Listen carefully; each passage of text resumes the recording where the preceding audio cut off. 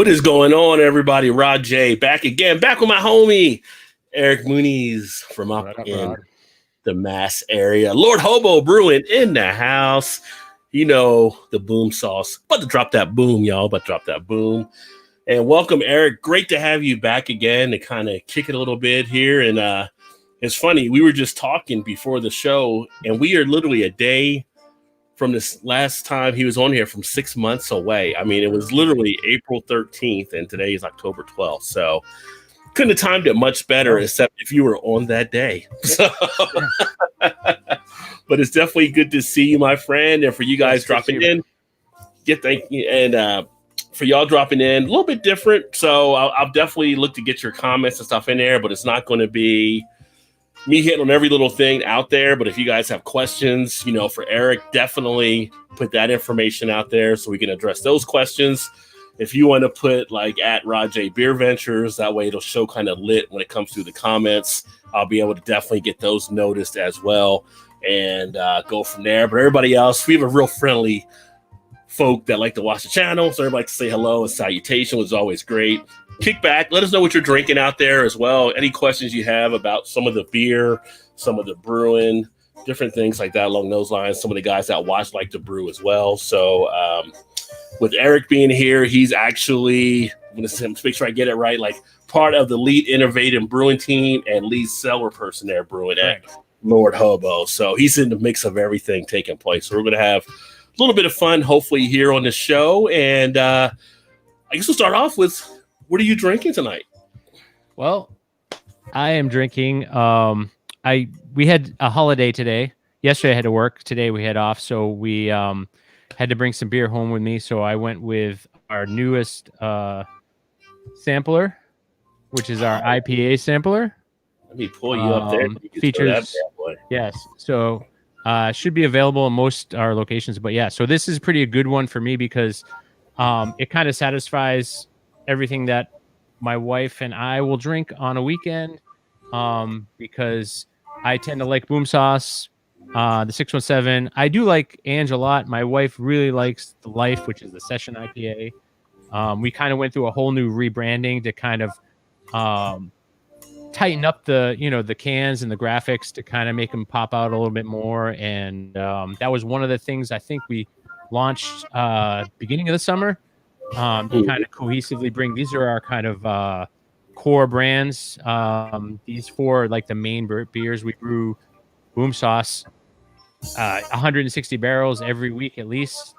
Even during now, you know, it's crazy. It really is our kind of soldier. I mean, when you joke about it, but yeah, I mean, that's when we go out and people see, oh, you work at Lord Hobo, boom sauce. I love boom sauce, you know, and it's great. I do love it. You know, like I said, you know, it's definitely a dank West Coast style IPA, a little bit of haze, but it's all, you know, the amount of hops in here, the dry hop side is crazy. We have a machine that we use to dry hop with for the big tanks. And, you know, the amount of hops, like probably about 400 pounds of dry hop pellets go into this machine for that one tank, and it fills the whole tank up to the brim when we're doing it. So comparably, it's, you know, to all our other beers, it is kind of packed with hops and hop flavor. Specifically, the big ones are Amarillo and Ella. Ella is the Australian hop, which we love a lot for kind of florals, and Amarillo is that just really got nice dank, you know, hop character to it that you love to drink. It finishes fairly dry, it's but at the same time it's got enough hop, you know, bite and enough malt background to kind of like fill up and give you a nice mouthfeel. So nice. Would you say Amarillo is like one you use more of there at the brewery? Is that kind of like go to for boom sauce? Yes, we use a pretty wide variety. I think probably Amarillo would be the one we use a lot, and Mosaic also a lot, which I love also. But there's other beers like 617 has a lot of Simcoe in it. Life has some Chinook in it and some Citra. So, you know, we use a lot of the flavor hops on the dry hop, especially. we've kind of refined the recipes. Part of my job is to have these kind of weekly and bi-weekly meetings where we look at each recipe and break them down and put them back together, sort of, and just kind of optimize it. Most of it has to do with, occasionally when you work in a brewery, and we went from, when we first started, we went from bags of grain, and every 55-pound bags of grain. You have to, for every, boom sauce might have, I don't want to get too technical. If I'm getting too technical, just tell me to shut up. Boom sauce might have, I got guys over here, they love technical stuff. 40 bags of grain in it per batch, 40 bags of grain, which you have to hand lift in and pour it in. And we grew, and then we're able to afford silos of grain. So now we have silos of grain, and that change required us to make a change in this kind of grain we used. So, the Pilsner grain, the base malt, basically. And that happens once in a while, and you have to do tests, and you have to do 10-barrel batch tests of the grain, and then you do a 40-barrel batch test of the grain, and you have to match it in multiple triangle tastings, and the to see where it finishes, because every little thing might change the beer. You don't want to, you want the beer to be consistent. I feel boom sauce, we've kind of honed it in to a thing we feel is boom sauce, and we have to keep it there and not drift if we have to make a change. This beer I feel like has become one of our workhorses because of the consistency. So when you go out and buy a boom sauce somewhere, it's going to always taste like a boom sauce. Regardless if it's here or New Jersey or Cleveland, so. But I enjoy it. I still feel like it's that refreshing beer for me, even though it's a pretty big, 7, almost 8% beer. Is that a big beer nowadays? 7 or 8? I feel like everyone's leaning into a session. Well, this is what happened. So the seltzers came in, and all of a sudden the seltzers came in, and like everyone wants 4% beers, and then but yeah, we've had a little bit of a shift. I think for a while we were going really big. Yeah. Well, it's funny because I'll have times where I'll drink. I mean, I drink some of the stuff like that Avery will do out west, and it'll be like 17.5 or something like that, or some of the other bigger beers, and people will be like, "That's a big beer." I'm like, "Yeah, but I don't feel like it's boozy." They're like, "How is it not boozy when you're drinking?" Like, I don't know. Maybe that tolerance I've built up over a point, but I'm not throwing a 6-pack or a 4-pack of them down. But it's kind of funny. They've gotten so smooth on some of these bigger beers now. Yeah. That you can even pick up. Has gotten a lot better. Yeah. But I like a nice session ale once. So like if I'm out back and I'm going to be doing some things, obviously you want a few beers. You want to have something a little bit lower where you're not kind of falling off the steps on the back of the deck or anything. Right. So not that it's ever happened to me. I'm just throwing it out there like it could happen to someone. It's also, I mean, I don't know how you guys are out there weather-wise, but we had Friday was 80 degrees here and sunny. Mm-hmm. Today is 50 degrees. And you kind of want to have an option for those things. Like when it's 80 degrees, I don't want to necessarily drink a 10.5% imperial stout, but they probably would be right up that alley. It's that weird season, and it's great for beer. This is like the beer lovers season because all the kind of styles are bleeding into, like fall. You have big IPAs, you have session beers because you're out hanging out. You have, smoked Hellas's because you get these like campfire beers, they're kind of calling them, and I think it's great. Obviously the traditional Oktoberfests that are out, it is our season for beer drinkers. Like this is it. This is the time to get all those delicious beers. But it's almost kind of like, do we have to have a season as beer drinkers? I feel like we do pretty well ourselves. Any day that ends in Y is a good day for a beer drinker. So, but maybe that's just me. I don't know. I'm just. No, thinking. I think that's true. I think I guess tie it into the situation of where we're at now and the with the COVID-19. It's really becoming, people are kind of, I feel like a couple of things are happening. One of the things I feel like people are saying, you know what?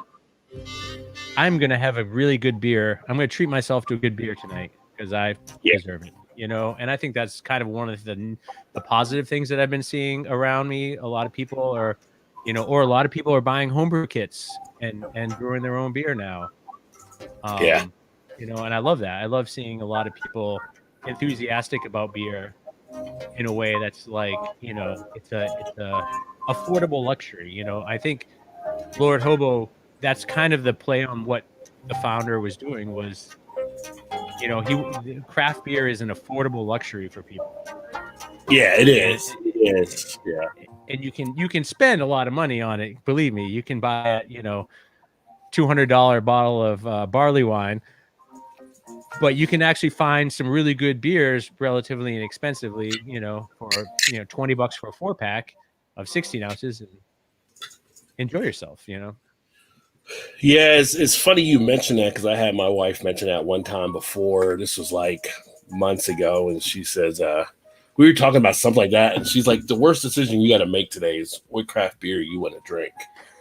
She's like, think about it, like seriously, like with all the stuff happening out in the world, people struggling to do this or that, and the stuff that we're under right now, your worst decision is what beer you want to drink today. And it's kind of like you forget some of those things from time to time. It is a luxury that I'm able to actually choose that. It's not like, I have to just go with a lower level or that I don't have the money to get the beer I want to get. So yeah. Put some stuff in perspective there, but it's a nice luxury to have. But that's why it's like one of the things too, like when I share stuff on here too, I don't know if you've seen a lot of the videos, but I kind of got this thing going around called the Raw J deal. Like people are always checking out my videos. I find these deals on beers and stuff, and it's kind of you always what is this Jungle Gym place? I see Jungle Gym. And it's like you come here, you'll find deals all around different things. So I kind of just luck into stuff. I know spots to go to where I can check things out, and then. As you probably know, you have people that work there that you have become friends with over time. Like, oh yeah, we got so-and-so out there or this type of stuff. One of my places, they do like a newsletter for people that spend, a certain amount of money there. So you find out things, and it's kind of like, I keep like 4, 5, 6 different stores in rotation, whatever. I find a new store, I put it down there so I can go check it out. And, you don't have to just stick in one. Now, some places you may be stuck in one place because it's just, we know there's some areas that are still kind of craft beer deserts out there, but in a lot of places, craft beer has grown, more options have become available. And where I'm at, being here like in Cincinnati, living on the Kentucky side, really, I would say is still probably, even though we got like 60, 70 breweries now, it's on the Cincinnati and Northern Kentucky sides, we're probably still about 50% macro or so. So a lot of craft breweries that do stuff where we get it from around the country, other people don't know about, they go in there and they get like a 12-pack of Bud or a 12-pack of Pabst or a 12-pack of, Coors, whatever it may be. And they're like, we got to move this supply. And it's like, wait a minute, you're going to put this out here. This is like a 12% Russian Imperial Stout, and you're going to drop it to this price? How many you got left back there? Yeah. Bring them all. Yeah, Bring them sometimes, that's your advantage. Yeah, you can see. Yeah. Like, leave no beer behind. Just bring them all to me right now. But yeah, so you mentioned that it is a nice luxury to be able to have and to be a beer drinker during this time. Again, like I brought this up over the years, the last few years I've done the channel. It's like right there. It's like the golden era of all the different stuff you're trying, and the fact now that we have so many breweries that are dipping back more in the past to bring back more of the stuff. Your Keller beers, your Roush beers, your Source beers, your stuff you weren't even getting back in the 90s and early 2000s are now starting to emerge that came back from hundreds of years. And you're able to experiment even more with those. I had a comment in here from, let me take a look here. I think it was from RV Flyer. Yeah, RV10. He was having a Lindemann's Raspberry Lambic in a nub. So, a lambic, just all the different ones doing lambics that have been a great sour style that at some points you didn't get unless you were getting that imported in from overseas because it wasn't as popular here in the States, Yeah, it was definitely a style.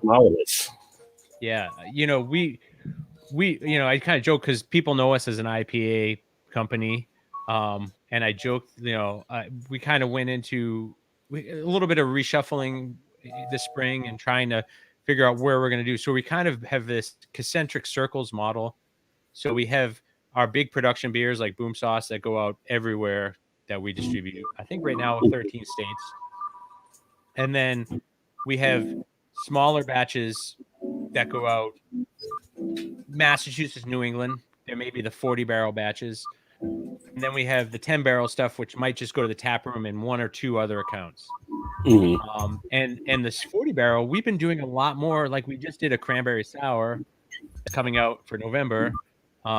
We first did it on the 10 barrel, and we had to ramp it up because they want to distribute it now to the next kind of circle. It will probably stay within Massachusetts and New England. We put about 600 pounds of cranberries into it for a 40 barrel batch. Yes, it is. It's like you're making ocean spray. Yeah, it is rare. It is sour. It is. It's really nice.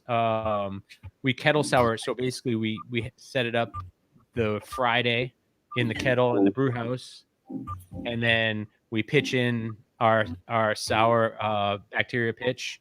Let it sit over the weekend. Keep it happy temperature wise and oxygen out. Put some CO2 on top of it, and come in Monday morning. Finish brewing it by boiling it, knock it out, and then we wait a few more days to the fermentation's kind of over its first vigorous stage, and then we add a bunch of cranberries into it. And wow, it's delicious beer. But we wouldn't. I'm so shocked that like we did that. We did another. We did a Nitro Sour for the tap room, which is again another thing. It was a lime Ricky. Kettle sour lime Ricky, so raspberry lime kettle sour that we put on nitro, and it tastes like a cocktail. It doesn't taste like beer. It's so amazing. It's like this is beer, but it tastes like a smooth, drinkable cocktail almost, and it looks like bright pink. You know, it's amazing. And I have to kind of pinch myself some days. Yeah, and you know, I think about this stuff. Like I'm like, wow, when I started here, we had 5 beers and they were all IPAs, and now we have about 20 different beers that we rotate through. We just brewed our Godmother, which is our 12% Imperial Stout that we did 160 barrels of. That will go out to distribution probably in November-ish. That's a bigger stout, takes a little longer. We got some barrels in. We're aging some of that in some Jim Beam barrels to be released in January. So, you said that one was the Godfather or Godmother? Godmother. Godmother. So Godmother. It's our Imperial Stout that we kind of. It's probably the 3rd year I think we've had it. This is the first year we had to brew it to the next level, bigger. So. There's always challenges in that. Well, I was going to say for Vanessa Kitty that watches, she's a big stout lover. So she's actually just up there in the Connecticut area. So Godmother from Lord Hobo, that's what you want to put on your list, because we always talk about different stouts, and she's always recorded different stouts she's trying to find. And so, yeah, that would be one that she may actually want to look out for there. Yeah. I do love. I was just I was thinking of the Lindermans because last time I was almost 5 years ago was last time we were out in Cincinnati. We went to Lindermans, and we also had. Well, you're talking about Listerman. Listerman. Sorry, Listerman. Yeah, if you went to Linderman, you have to go across the other side of us. Yeah. Listerman. Where's the stouts I had that were really nice? Was the barrel Mad Tree does. Mad Tree does there. Did you get the that I kind of missed right now? We don't get those out Axis here. Monday. The Axis Monday is a big one for Mad Tree. Yeah. The Axis Monday. Yeah. I think I really like. They had a cherry Axis Monday. Oh yeah, and it was delicious. And I miss those because I feel like I don't see those a lot out here. There was a time I think we were getting a lot more. I see Rheingeist occasionally out here. Yeah, Rheingeist up in your area now too. Yeah, which is nice. I do like them. I like Sabretooth a lot. Sabretooth is good, yeah. It's funny, Rheingeist, you mentioned about how Lord Hobo kind of being an IPA shop in the beginning, which is how when I first came across Lord Hobo, it was trying to track down the Boom Sauce, and then it was, I think it was the Angelica was the next one there, which is funny because I did try to pick up some for tonight, and the one place I went to, Jungle Gyms, they were out of Lord Hobo. So you guys are selling here too. So I feel bad. I love hearing that. It's selling out. So that's a problem we like to have. That's probably like to have. So I would love to see them get more distribution. You guys aren't in Kentucky, I believe. No, but in Ohio, because I'm on the border, I can get the Jungle Gyms or a couple of the Ohio shops, and they'll have it over there at times. I don't think you guys are you in Indiana even? Have you guys been able to get that far yet? Or no, we're not in Indiana. We did get out to California, LA area, but then we skipped a lot of states. Just to fly over. That's what happens in the Midwest. People just fly over. It's kind of the same. It's not just for politicians anymore. Beer people do it too. Yeah, I mean, all my friends and family that's in Indianapolis and stuff love our beer, and they're always, I'll post a picture of a beer we're working on. They're like, "Can you send me some?" And I'm like, I can't distribute it to you, but I don't know. Look in your mailbox.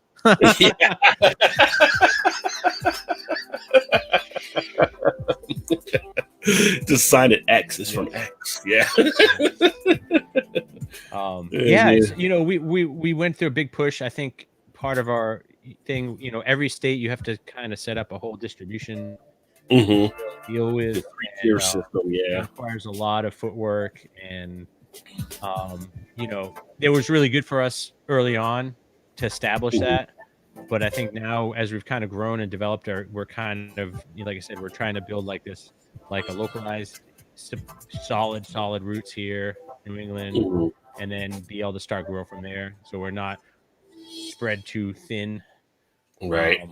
But at the same time, again, it's that idea of like, you're in craft beer because you want your beer to be out there for everybody to try, wherever. Sure. And when you do, everyone I work with we're passionate about craft beer. We're proud of our beer, and we want to be able to be like, hey, we want this to go here. We want this to go here. So, I think it's just like cooking too. It comes through when you have that passion.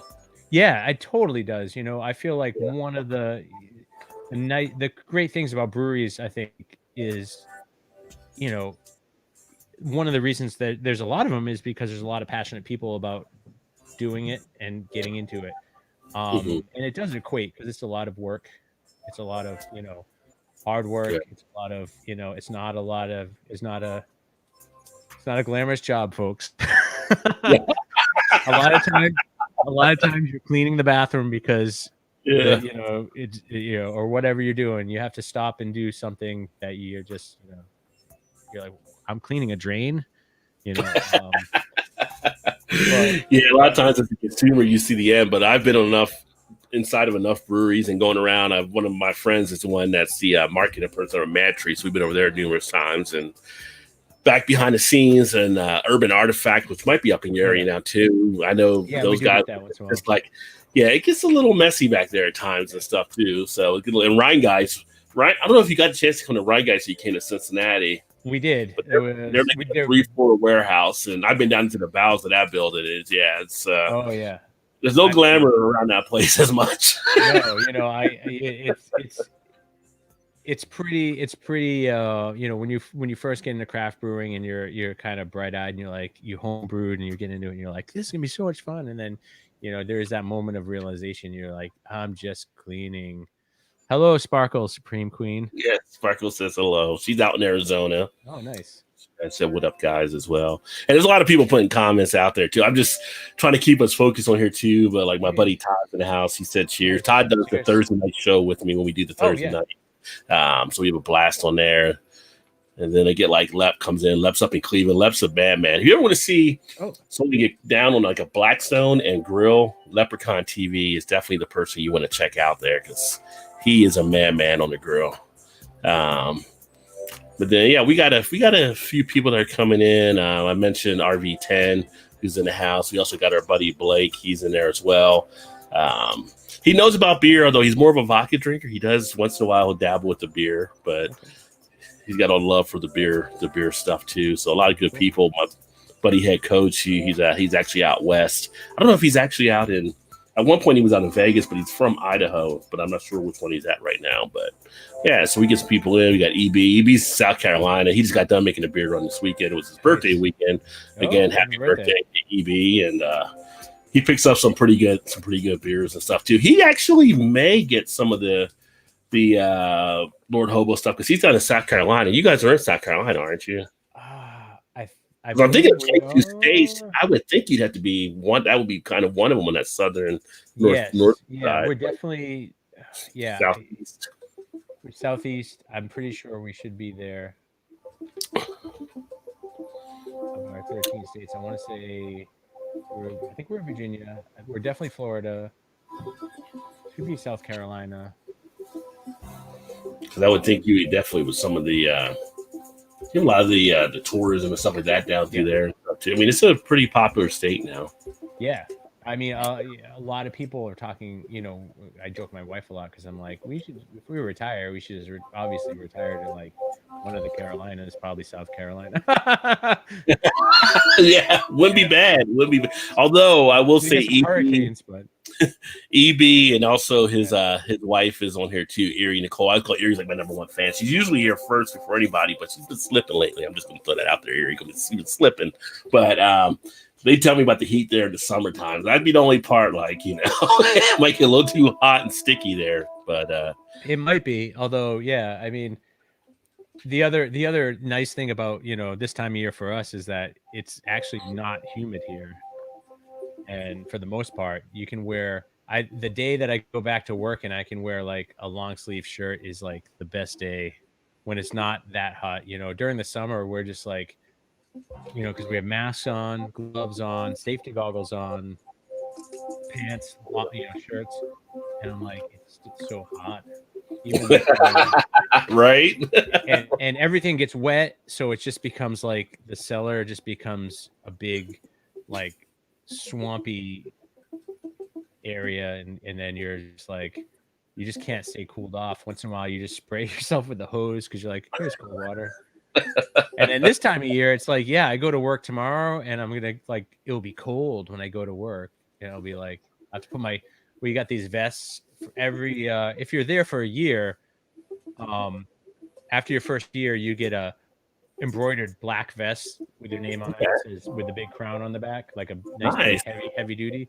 And every year at the Christmas party is the vest giving part where everyone that's been there for a year gets a vest kind of initiated in, and you can't wear that all summer. And then as soon as fall, everyone starts wearing them back. You got your buttons on it, you got your Cicerone pin. It kind of looks, the brewery starts to look more like a motorcycle gang than it's funny brewery, when you said the vest and the logo, it made me think of the Mayan show with the motors, because I'm big into that. I'm waiting for it to come back next season, so it made me thinking like they have to go up like a year to this year as a probie before they get the patch, right? Yeah, it's weird. When I first started, and Lord Hobo was relatively like just still young, that when we would all hang out together outside of work, and people would be wearing their vests and like walk in, and people would literally say, you guys can't come in here. What are you talking about? No, we don't let motorcycle gangs aren't allowed in here. And we're like, we work at a brewery. I know we all look like we're big burly guys with beards, but we just work at a brewery. But I know there's one guy in the group, like, they think we're a motorcycle gang. That is freaking awesome. Yeah.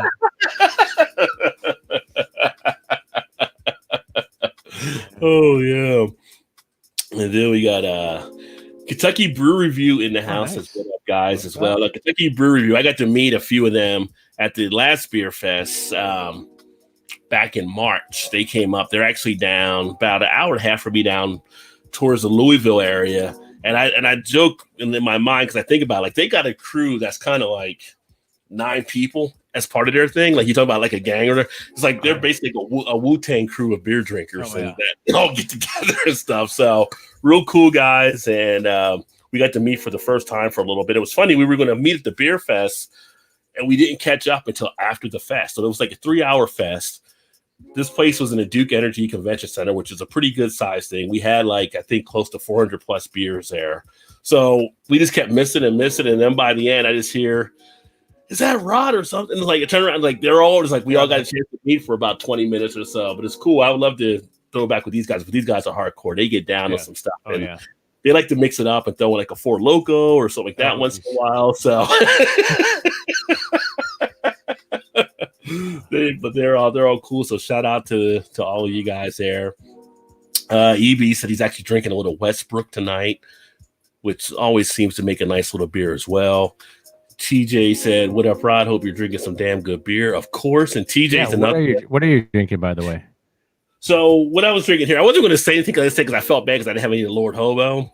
But one of our breweries here is 50 West. Oh yeah, and is actually their Ocean City Strawberry Goza. Oh, nice. So that's what I'm thinking. A little bit light there. And I got a bigger beer for the second one.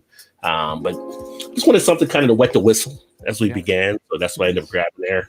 But TJ actually just started his beer channel a while back. So he's doing some good things there. Really entertaining on the stuff that he's actually doing there as well. So everybody should check out TJ Beer Reviews. EB said he hadn't seen yet any of the Lord Hobo where he's been at. So he's in South Carolina, but maybe it just hasn't shown up where he's at. If you are down there, he does get over to Georgia once in a while. You guys are in Georgia. Yes, I believe so. Yeah. So it's all around, I'm sure. Yeah. If anyone's wondering, I'm not 100% sure, but I think if you do go to our website and you can go to the Find Lord Hobo and it will kind of direct you potentially by state, I think. And it can tell you where to find us. And I think, I'm pretty sure you can do that. It's,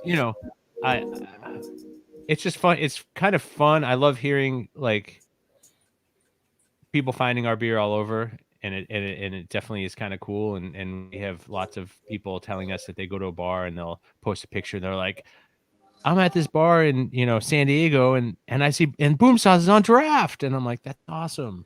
And I'm like, you have to have a Boom Sauce, but then you have to have like a local, find a local brewery and have that one, next. Cause, like I said, we were kind of not talking a lot about it, but, one of the big challenges, we're seeing is, we get to really support all the local, like breweries, wherever you are, support. If you love beer and you want to keep this great wave of I feel like we are in this really nice wave of awesome craft beer. But it's up to, everyone else to go out there and support it. However it is, if you have to, buy a 4-pack of beer once in a while. I know sometimes it can be expensive, but it's local beer, man. You buy a fresh beer that was brewed like in your town or, in the city and it just tastes like no other thing. And it's great that we're out there being distributed out and part of the craft beer scene is great. But I really feel like people, dig in and find your local breweries and make sure you support them. If you can't go there, if you don't feel comfortable going there, we're fortunate because we're able to reopen our tap room. We have outdoor seating. But we also do, people more comfortable just doing, picking up a 12-pack or something and supporting us. And that's been really cool because I think a lot of people, me, myself also included, is that I love where we're at with craft beer in this country. And I love seeing all this stuff kind of coming up and we're in a very vital time where people should try to support those beers you can. And if it's Rheingeist or, a lot of the other smaller places, you should just go out there and support those guys. I actually tried to find some Rheingeist tonight because sometimes we can find it at our store, but they were not out. They did not have any stock. But, which one were you looking for? Trying to get a Sabertooth coming out, or were you trying to find something? I've seen. I do like the Truth. Truth, that's their base. Yeah, I really like that beer a lot, and I haven't seen it, but the Striker I saw it once. Striker, was that the beer that the brewed? the guy brewed the kind of the cool story behind it. Striker's actually one of the lead brewers there, so they made it after him. That's his last name. And I told people for a year, like that's the best one that they put out, I think, as a double IPA. And it was funny because I told him when they got the right guys, oh wait, you got to come meet him because he's actually here. So I came over and I was talking to him and stuff, and we had a great conversation. But when that comes out every year, people always ask me like, what's my go-to beer? I really don't have a go-to beer where I kind of keep it all around all the time because there's so many beers I want to keep sampling. But if I see a 4-pack of Striker, I just pick it up because I just know it's going to be a solid thing there. And I always get like a 4-pack each year when it comes out, but that comes out seasonally, and I think that comes out around January or so, I believe. Okay, yeah, I've had it out here. I think actually my cousin in Cincinnati who had told me about that beer at some point, and I think I found it out here. It was probably in the wintertime or like and I remember grabbing it and going, oh, it's cool. I love their graphics, their logos and stuff, and I'm like, I gotta try this. And I read the little backstory on it. I'm like, this is cool. I'm like, oh, this beer is really good. Really good, yeah. And it used to come out in a bomber originally, and then people wanted more of it, so they finally went ahead and made like 4-pack of pint cans. But it was just a bomber when it first came out. But it just blew up. I mean, it's like when you have a great tasting beer, you just know when it's a great tasting beer. As far as a good beer versus that, like some things just stand out to it. I mean, that was just one to me, just hit on all cylinders. So, but EB said he'll have to check his store again because see if he can get some of the Lord Hobo there. Chad actually said, do we like cooking with beer? And I'll say on my end, I actually now it's a habit. Like I don't make chili unless I'm putting beer in the chili. So I make like beer chili. Like the other night, I made beer chili, and instead of using ground beef, I actually use like the cut up beef that you might use for stews and stuff like that. And try something different. Oh my God. My wife was like, this is so tender right now. Like, because the meat just like fell apart as you were enjoying it. And I will put beer into the chili when I'm doing the chili now. That's the only thing I use beer the most when I cook. Yeah, I'm a huge fan of cooking with beer. I actually use it a lot to deglaze. So if I'm sauteing up meat or if you mentioned chili, it was funny. I just actually tonight we made tacos. So I had some ground turkey to use, and I grilled up some onions, threw a little garlic in there, sauteed those up, add the turkey in, cook it up, and then I used actually some of our Rye Ipa as to deglaze the pan, and use that as kind of the first little hit of liquid into the pan for the turkey meat. Of course, you don't need a lot of liquid in the turkey, but yeah, I'm a big fan of a malty beer in a soup or like a chili, or stouts work really well.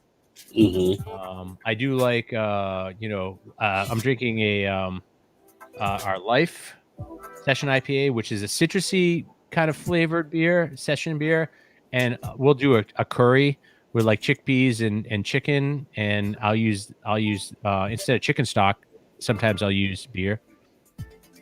Works well. Yeah, beer. I mean, it's not just for drinking anymore, folks. You can cook with it too. So like, even Budweiser. No. Yeah. Oh, of course. Well, you do a beer can chicken. There you go. Right. Then you're talking a Gansett or a PBR, and I will tell you, the Gansett is actually one of those ones that I've had on draft a few times. That was actually better than I expected. Like I've always heard about it, and years ago I finally tried it somewhere. It stacks up very well versus the other like big macros and stuff. I was actually they're doing some solid beers. I mean, we always joked because Gansett was the ones you could get for like $1 draft. At a bar, or you get like a $2, 20-ounce can or something. And they're doing some pretty solid kind of one-off beers, smaller beers, they're kind of interesting. I think they're straddling that line between doing a inexpensive beer and then trying to like develop more craft offerings, which is kind of nice to see. I'm not ashamed to say that, back in the day, you grab a case of Gansets pretty cheap, or PBRs for that matter. I always felt Gansets had a little bit better flavor than PBR did. Mm-hmm. It could be psychological, but I just felt like they were a good crushable beer. Yeah, I would definitely agree with that as well. That they're just easy to actually throw down. It's funny, we joke on some of the other shows, but I tell people, like, I'll drink a Hams once in a while because Hams are so easily crushable, and the taste you get on it. I don't care if it's like you get a 30-pack for $14. I mean, as far as being able to crush a beer and not have what I would consider, like when I do like some of the other ones, like kind of that overgrainy barnyard type feel, you don't really get that with Hams. It's just a nice, crisp, refreshing thing to it. Throw it down and go about your way. So, yeah. There, I think a lot of I don't want people to be beer snobs. Like, enjoy the beer. Don't be a beer snob about stuff. No, I definitely. Yeah, you're 100% correct. Don't drink what you drink. Try the stuff. I feel like people are more adverse to trying other types of beer than, say, like food. Even like you might have someone that doesn't eat seafood, and you're hard pressed to get them to eat like sushi. But you have someone that drinks Coors Light, and you can find a craft beer that they might want to try, and they might go back to their Coors Light, but they can kind of drink that other thing and enjoy it. Even if it's a pumpkin ale. Heaven forbid. Saw a little hesitation there. I'm sorry. I'm just riffing. I saw that skit. Did you do that Saturday Night Live? There was. I didn't see that. I didn't see that one. Oh, look for it. It's a spoof from this weekend on Sam Adams Pumpkin Ale. And it's Bill Burr talking like a Bostonian. It's kind of spot on in a lot of ways, and it's just kind of funny. And I have nothing against people who like pumpkin beer. I just think it's funny to think about it. It's like, yeah, pumpkin beer is that beer you put in your fridge, and it's there in February, and then your buddy comes over and you're like, hey, do you have any beer? And you're like, here, have this one. You do over time, I find, get burned out on pumpkin beer. It's just that's what I feel. At least that's the way I feel about it, and I feel like that's why a lot of breweries tend to bring them so much quicker to the market now, because it becomes like a game of hot potato. Yeah. Nobody wants to have their beers left out there or people get burned out on them. So here we are in July, pumpkin beers are hidden, and you're like, what?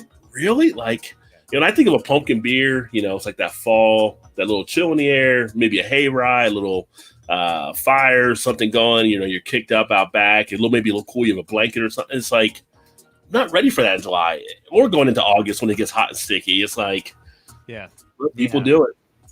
Yeah. And people, I mean, people do love that. And again, if that's your doorway, it's at your gateway into craft. I think that might be a lot of people's gateway into drinking craft beer, was that, pumpkin beer they had, Shipyard pumpkin, or and there's nothing wrong with that. I think they're pretty popular. Yeah. Oh yeah. I mean, that's everyone's had that with the sugar rim around the pint glass. Did they put a sugar rim around? See, I've never had it that way, like that. Like, oh man, you've never had it then. I've never had it. It's kind of a funny thing out here. Yeah, I remember when I worked Beerworks Brewery, which is like a chain here.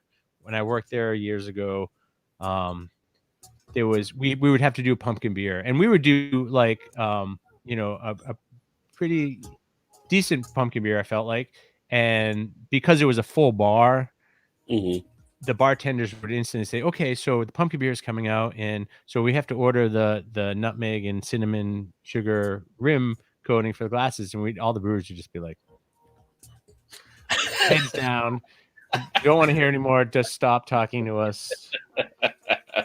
But it did, it's not a bad beer. Pumpkin beers are not bad beers. I think a lot of people do them, and they do. If they're a good beer, they're a good beer.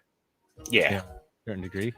I do like a lot of takes on them. I like people doing different things. I've seen some really interesting pumpkin stouts and or pumpkin porters. Even I think there was a vanilla pumpkin porter that I thought was, I forget who did it, but it looked really interesting. We do not do a pumpkin beer. We have that one out. What did you guys do an Oktoberfest beer? We actually talked about doing Oktoberfest beer, and timing wise, we basically were like, you wanted to brew your Oktoberfest beer, beginning of the summer. Mm-hmm. And because we were kind of in this weird phase where we're kind of like having to predict really short turnaround in some of these beers, and we talked about it, and then we didn't do it, and then we didn't have the lager yeast available. And then instead we kind of opted for doing a crispy lager. That was a taproom only beer. We talked about, and we also did a smoked Baltic porter, which we actually brewed just to go in some barrels. So that's going to go into some barrels. But we kind of talked about it. We talked about doing a dunkel. We did a dunkel in the past 2 years ago. We did a dunkel, and we thought about reviving that for the tap room, which is the kind of more of a darker amber, German lager. Yeah. But I felt like when we talked about right now, we're just like, Oktoberfest would be good, but then if it's just that's a weird name recognition that like for some reason November comes and people won't drink Oktoberfest anymore.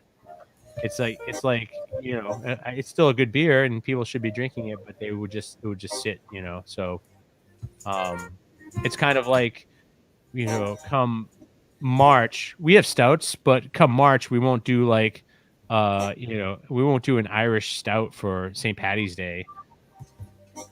But really, stouts they'll die out so quickly, or yeah, it's kind of a one-off. It's a really tight time to do that. Instead, we'd rather have a broader beer that can stretch across. We will do a low ABV stout, or that we can serve on nitro. Or we talked about actually doing a. We're working on some recipes right now for Mexican hot chocolate stout. Oh, okay. That would be a nitro stout that we would probably put out in the early spring to kind of gap a few of that. Springtime also is one of those cool times where you can have more of a playing with what's available, because the weather, again, it's still stout weather, or it might be light lager weather really quick. So you kind of want to be able to have all that stuff available. Yeah, no doubt. Let's see here. We got a beer with TK in the house. Cheers, TK. He's another beer drinker. Got the beer channel rolling, so another guy to definitely check out for sure. Appreciate you, my friend, for being here. Lep had asked if the Mayans were having another season. We talked about the Mayans, and Todd already answered and said we were. So, yeah, I got hooked into the Mayans. It's funny. I never watched Sons of Anarchy, but then I got hooked into the Mayans, and now I'm kind of regretting it because they have cameos from Sons of Anarchy people. I'm like, I had to kind of check out the show to see what their character was like, but it's a pretty cool show. Kentucky Brew Review says, "LOL, the locals are for the fans. They love torturing us." Yeah, I mean, they'll do the locals on there. Well, I can tell you about this ritual. I think it's okay to tell you about this ritual. So every year we have our Christmas party, and we're usually given, like, the company, all the employees are given a gift. One year it was a backpack, like a Lord Hobo backpack. One year we got New Balance shoes that say Boom Sauce on the back, like customized. Lord Hobo Boom Sauce. One year we got like a really nice bathrobe. So every year Daniel comes up with this gift, and they're put out on the bar with our names on them. And usually 7 of them have Smirnoff Ices in them. And if you're lucky, i.e. unlucky enough to get one of those, you then have to go stand on the bar or kneel on the bar. Take the knee, yeah. And everyone has to chug the you're getting iced. And it's happened to me so far only once. A couple of people has happened to like multiple times. I'm not sure how I think it's supposed to be random, but I had like sour apple, like my first year Christmas party after we did a tasting. Right. We would do these before the Christmas party started. We'd have a company-wide tasting of double IPAs, brackets. Right. It would be brackets of double IPAs, and we would all do the tasting. So after about 2 hours of tasting double IPAs, we would get our thing and we had to chug. And I remember getting this thing. I'm like, crap. And I'm like, I haven't chugged a beer in a while, and I'm like, I'm gonna chug a sour apple twisted Smirnoff thing. And I'm like, so we get up there and I twist it and I start drinking. And the guy next to me, Freddie, he's one of the brewers. He just went, whoa, and it was gone. I don't know how he did it. And I was like, out of the corner of my eye, I'm looking at him like, oh my God, how could he? And I'm drinking. And I'm like, oh, this is so bad. I made it through it. I was very impressed. I've always looked up to Freddie since that day. I'm like, dude, you slammed that ice like no problem. But yeah, those little fun little treats we get to look forward to. None of the new guys know about it until the night of, and then you're like, oh yeah, you're gonna get iced tonight, and they're like, what do you mean? And they're like, oh, don't worry. All part of the initiation. Yeah. Oh, let's see here. And then Chad's in the house. They still Lord them. Yeah, actually, Chad, they're from Massachusetts. So that'd be a yes. We got Malt Muser in the house. Says cheers and everybody. And Malt Muser actually has a great, I was on his channel watching and commenting the other day, but they do a great whiskey channel. Him and one of the other guys, Fuquay, got together. And if you ever want to learn about whiskey, Malt Muser Whiskey Reviews is a great channel to definitely check out for sure. Cool. And then Nina is in the house. Nina's also big into the beer as well, and she does some stuff. And she's got a channel too there. So Nina Yorty, if you don't have Nina, check her out and see what you got tonight. And I'm actually finishing this one off, which was the Ocean City Strawberry Goza. I'm not sure if you were here, Nina, when I showed that. And Eric, you still drinking the first one you had there, or? No, I'm about halfway through my life. I went the opposite of you. I went from a big beer to a smaller beer. So this is our session IPA. It's 4.5%. But then after this, I'm gonna drink a special beer. Oh, okay. So I'll finish this one up in a second. But all right, I'll wait to crack the other one open. I'm gonna crack open here. And Lena said that she agreed before local is best. Yeah, it's good to always go local there. Oh, we got Sabby Sabs in the house. She's actually up there in your area. Oh, nice. She was there a few weeks ago. So greetings from Boston, and just connected with Sabby over the last few weeks, but great to have you. And anything you want to let her know about going on up there in Boston? Because she's in your neck of the woods. And yeah, I mean, check out the Seaport. That's our newest location right now. We have the outdoor beer garden set up there. But come up to. I'm assuming you went to the tap room. If you come up, yeah, just tell them I sent you, or say if I'm around, I'll give you a tour. I love that part of my job. I get to give tours once in a while. It's a little tougher now, but we're still doing it kind of on a, more formal, I guess, than it was before, but it's still fun. I love taking people through the brewery, and I love talking to people that are interested and passionate about beer. Yeah. Look at that, Savvy. You come to the show, you meet Eric, and now you got a tour to go visit the brewery. So definitely take up that opportunity for sure. Chad had actually asked, at first I didn't know what he was saying there. He said, well, Lord Hobo, or will they do a celebration in the future? But he was kind of hinting something like Black is Beautiful as a celebration out, which I was going to ask you about that. We did. You got Black is Beautiful as well. But yes. I think he's wondering if you guys are going to have like a anniversary or something like special for Lord Hobo at some point, if you haven't done it as of yet. Well, we did do, aren't we? Yes, we did do an anniversary beer. Our anniversary falls in the summertime, so this year was a little bit muted because it fell like end of June. We ended up brewing a 10% triple IPA. Nice. Kind of an old school recipe, but a lot of American hops went into it. And I think, yeah, we did distribute it out, but yeah, usually around the summertime ish, we do an anniversary beer. This year, sometimes we do it on the 10 barrel, but this year we did it on the bigger system. I think it went out in like, it had a big V for Roman numeral 5 on the can. If you could find it, if you can find that beer still, if we have the equivalent of a Jungle Gym somewhere that has those on the shelf, here's a little hint: buy it, because a 10% IPA. This is basically we tricked the company because we were like, they wanted a 10% triple IPA, and we're like, okay, we'll make a triple IPA, and we put a lot of like old school hops into it and some Maris Otter into it, which is a nice English style grain.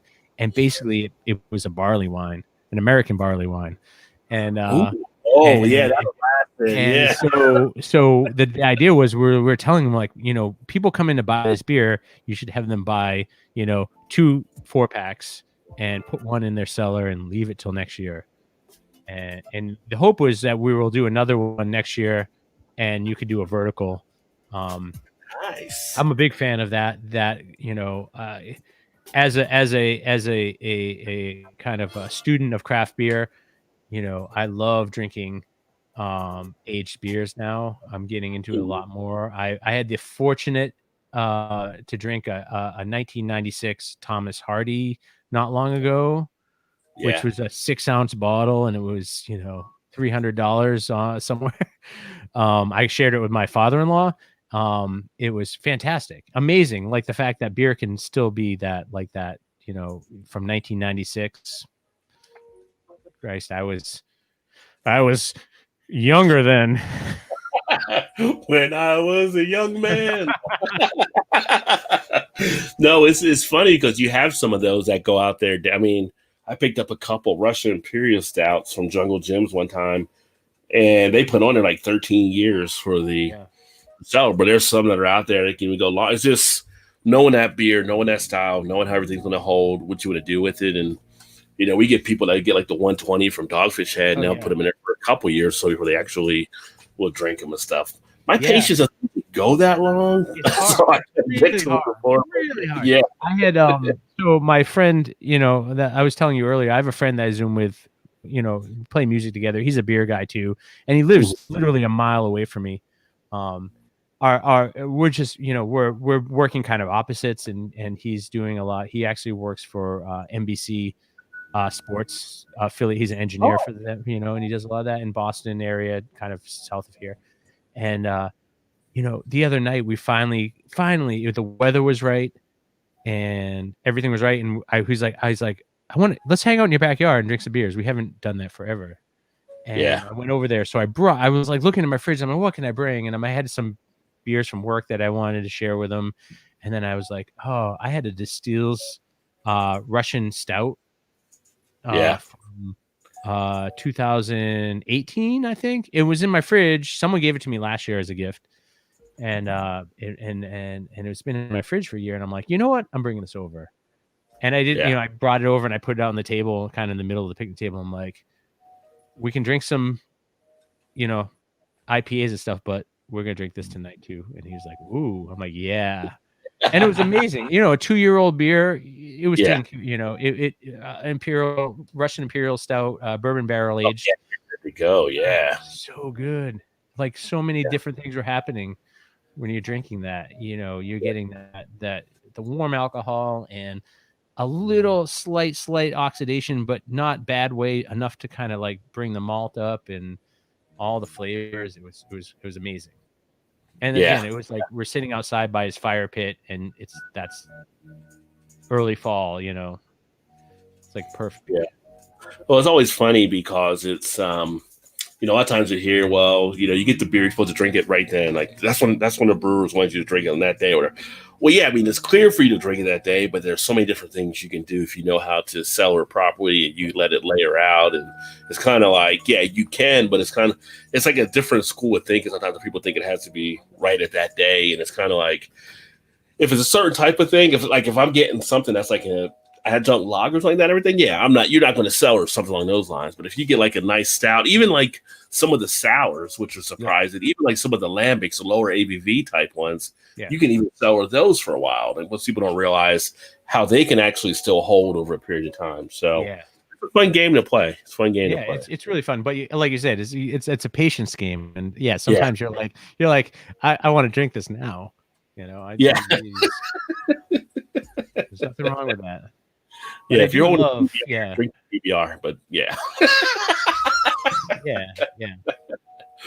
But I was going to ask you because since Chad had brought up there too, because I was going to, it's funny because people bring up stuff I already had things I was going to ask about for the most part. So kind of moving through there. But so you guys did the Black is Beautiful beer, but your guys' version came out to be 7% ABV.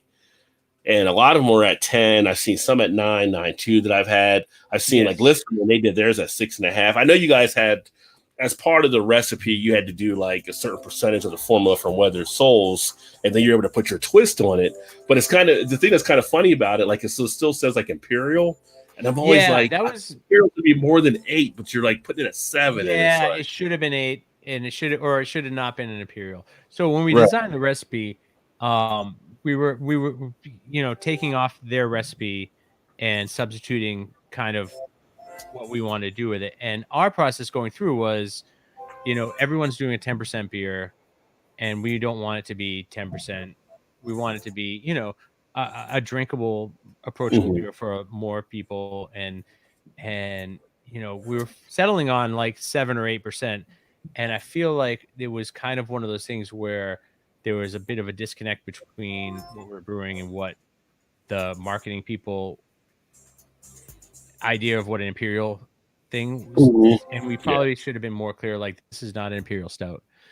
And it was such a quick. Well, the other thing is like we were on top of it. We're like basically like, we're brewing this now. We need to release it in 2 weeks or 2.5 weeks. And we're like, okay. And we're brewing it and getting it through. And we're like, okay, cool. This tastes good. And then the stickers come in and the cans labels. And we're like, they say Imperial Stout. Yeah. We're like, that's going to bite us in the ass someday. Well, what's funny, because one of the other guys, he's not here now unless he's in there. I haven't got to him yet. Beer Chugs, who has his beer channel, every Wednesday night he does a game show on his channel, What the ABV. And so I'll play on there a few times. There's a lot of guys that are on here. They'll get on there and we'll do different, people do different things. And you're basically guessing the ABV of the beer from the description he provides you off of Untapped or whatever. And some beers, and they'll be like, blah, blah, blah, blah. And then we'll guess the ABV, and they'll be like, oh, no, it's actually 8.5. Not for that style. Like, what's going on here? And so it's always funny when we see stuff like that. And when I saw that, I was like, that was just something that came off. And so sometimes it can be something like a snafu maybe between marketing and the brew and how it may be. But it's kind of funny when you see some things pop up like that. Yeah, and we do, like I said, like where we're brewing a lot of times, we're brewing a new beer where we haven't run a lot of iterations on it, but we have kind of an idea of where it's going to fall. We're like, this is where it's going to fall. It's going to be 7.5%. And it will come back and it might be 7.8% or 7.7%. And that's still in our spec for being beer. And they have to put that, obviously they put that on the label, but the words of stuff kind of, there's sometimes a language barrier when the brewers talk about beer and what beer, beer people are looking at, because we know what they're looking at, because we're you guys, like we know if you look at a can and it says raspberry lime something, and you drink it and you don't taste raspberry, or if you don't taste lime, you go, wait a minute. Yeah, you're right. The brewer did add a lot of raspberry to it, but maybe he added it like a day early, and the fermentation was so vigorous that it scrubbed out a lot of the aromatics of that raspberry. Or maybe they didn't add a lot. Maybe they thought, their calculations were off a bit. And it's hard because once that beer is in process, all these chains that are coming together to create that can of beer, you're hitting a lot of targets at once, and it gets tricky. I mean, the craft beer, you've Yeah. seen. I don't want to say it's a brewery out in your area, but it might have been. We heard about a place that was telling people to put their cans immediately in the fridge when they bought them because they added so much fruit to their beer that the beers were exploding. They were exploding. Yeah, at the end you're talking about and there. ABVs were low, and look again. This is like I say we're in this like really nice wave of craft brewing, but there's a lot more craft brewing going on. There's a lot more things going on, and so it's hard to it's a lot of details. I joke with my wife sometimes because I come home from work and she'll say, "How was work?" And I'll say, I'll basically list off 50 things that kind of were happening all at the same time. And she looks at me like, that would drive me insane. I'm like, I know, but it's fun. It's a challenge to get all the parts to work and things to go in the right direction and hit the right gravity and we're really good. And a lot of that has to do with the fact that we hired good people and we have a strong lab and we have an alkalizer and we're not just relying on a homebrew equation for our ABVs. We run it through an alkalizer and it'll tell you exactly what the ABV is, and it'll tell you what the final gravity was of that beer. So, we have lots of things kind of working towards that. But yeah, again, it comes down to like a missed opportunity or a missed communication, and you're like, oh, we put out something that says Imperial and it's not Imperial. Yeah, and everyone catches that. It's like, wait a second here. Yeah, let me do the math. Carry the one, blah blah blah. Like, yeah, it doesn't add up. So it's kind of, but I appreciate you explaining that there too, because people do see that, and especially about how the flavors and stuff too. Because there's times when I've done reviews and I'm like, if you're going to put it on the label, I should get it coming through. Is the feel when I do stuff. I know other guys have said that as well on things they've tried, and sometimes it's that part of the process. If you put it in too early, the flavor was boiled out of being in there, whatever it may be. So all that kind of plays into it. Yeah, and a lot of these great styles that are coming up too are, like you were talking about, or look kind of mashups of styles. Mm-hmm. So you're having an Imperial Helles, and you're like, what does an Imperial Helles even mean?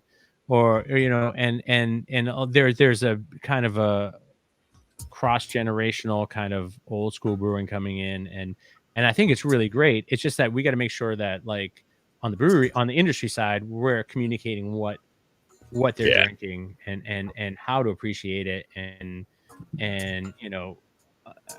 make sure that we're getting the feedback. We're doing a lot at the tap room, which is nice. Is we have, we're working on a new beer for next year. It will be a new core beer, and it will be an IPA, a New England style IPA.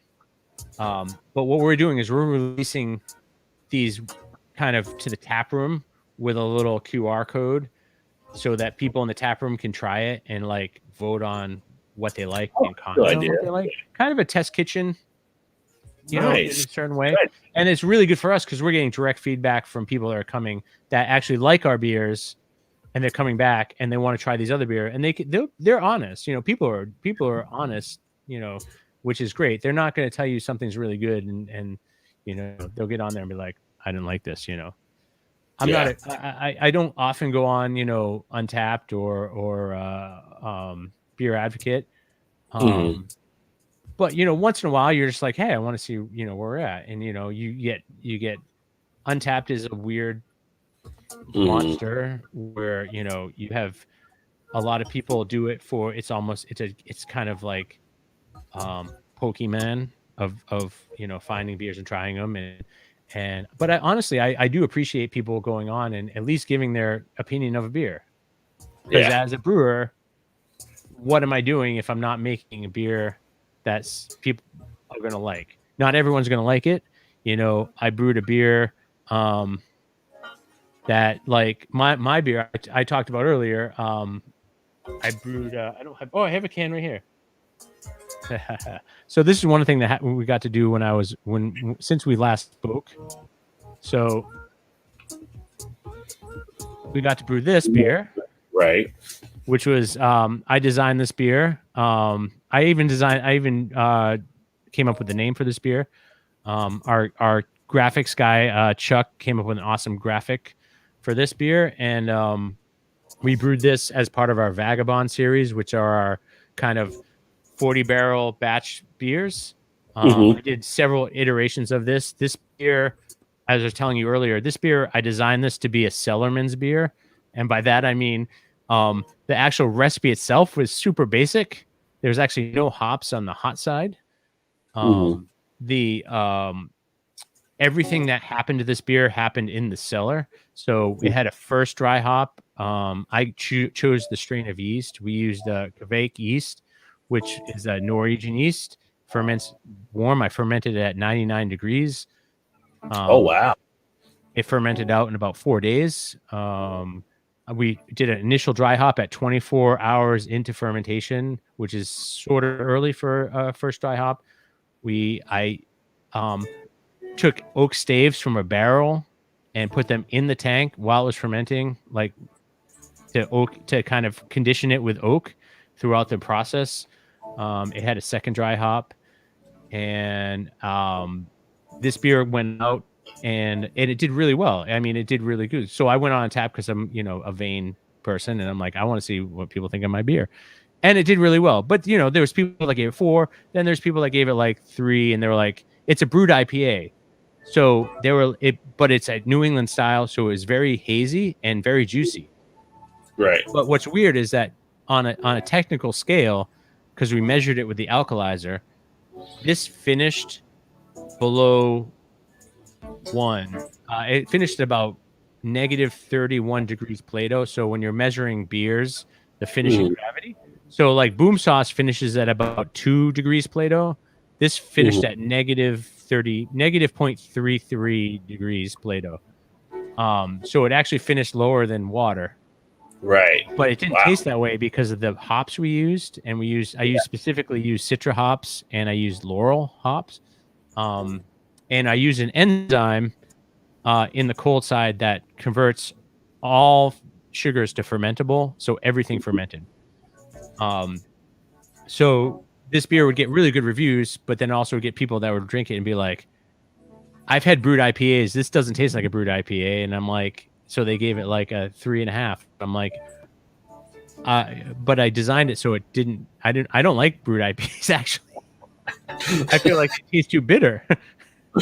Brewed IPAs are like Celine Dion for a lot of people, I found. Yeah. So yeah, people say they're not. A lot of people like them, but they still get drank. So, and this beer, and like I said, I designed this beer to be, a drinkable beer version. Our version of that, I designed it to be a flavorful beer that's easy drinking, not bitter, juicy in a certain sense, but it also drank like cotton candy. You would drink it, and because there was no residual malt in it, you really didn't have a mouth coating feeling to it. I pushed the pH down slightly on it, so it actually added a little more wine character to it also, so it kind of drove that kind of sense of drinking like a champagne. And we pushed the carb up a lot in it too. So I feel like that's the beer. So when I go and read those reviews, I'm like great, but I'm like, I love seeing that people drank these beers, and it sold out of all the locations that we sent it out to in Mass and New England, which is awesome. But at the same time, I'm like you always have to take that.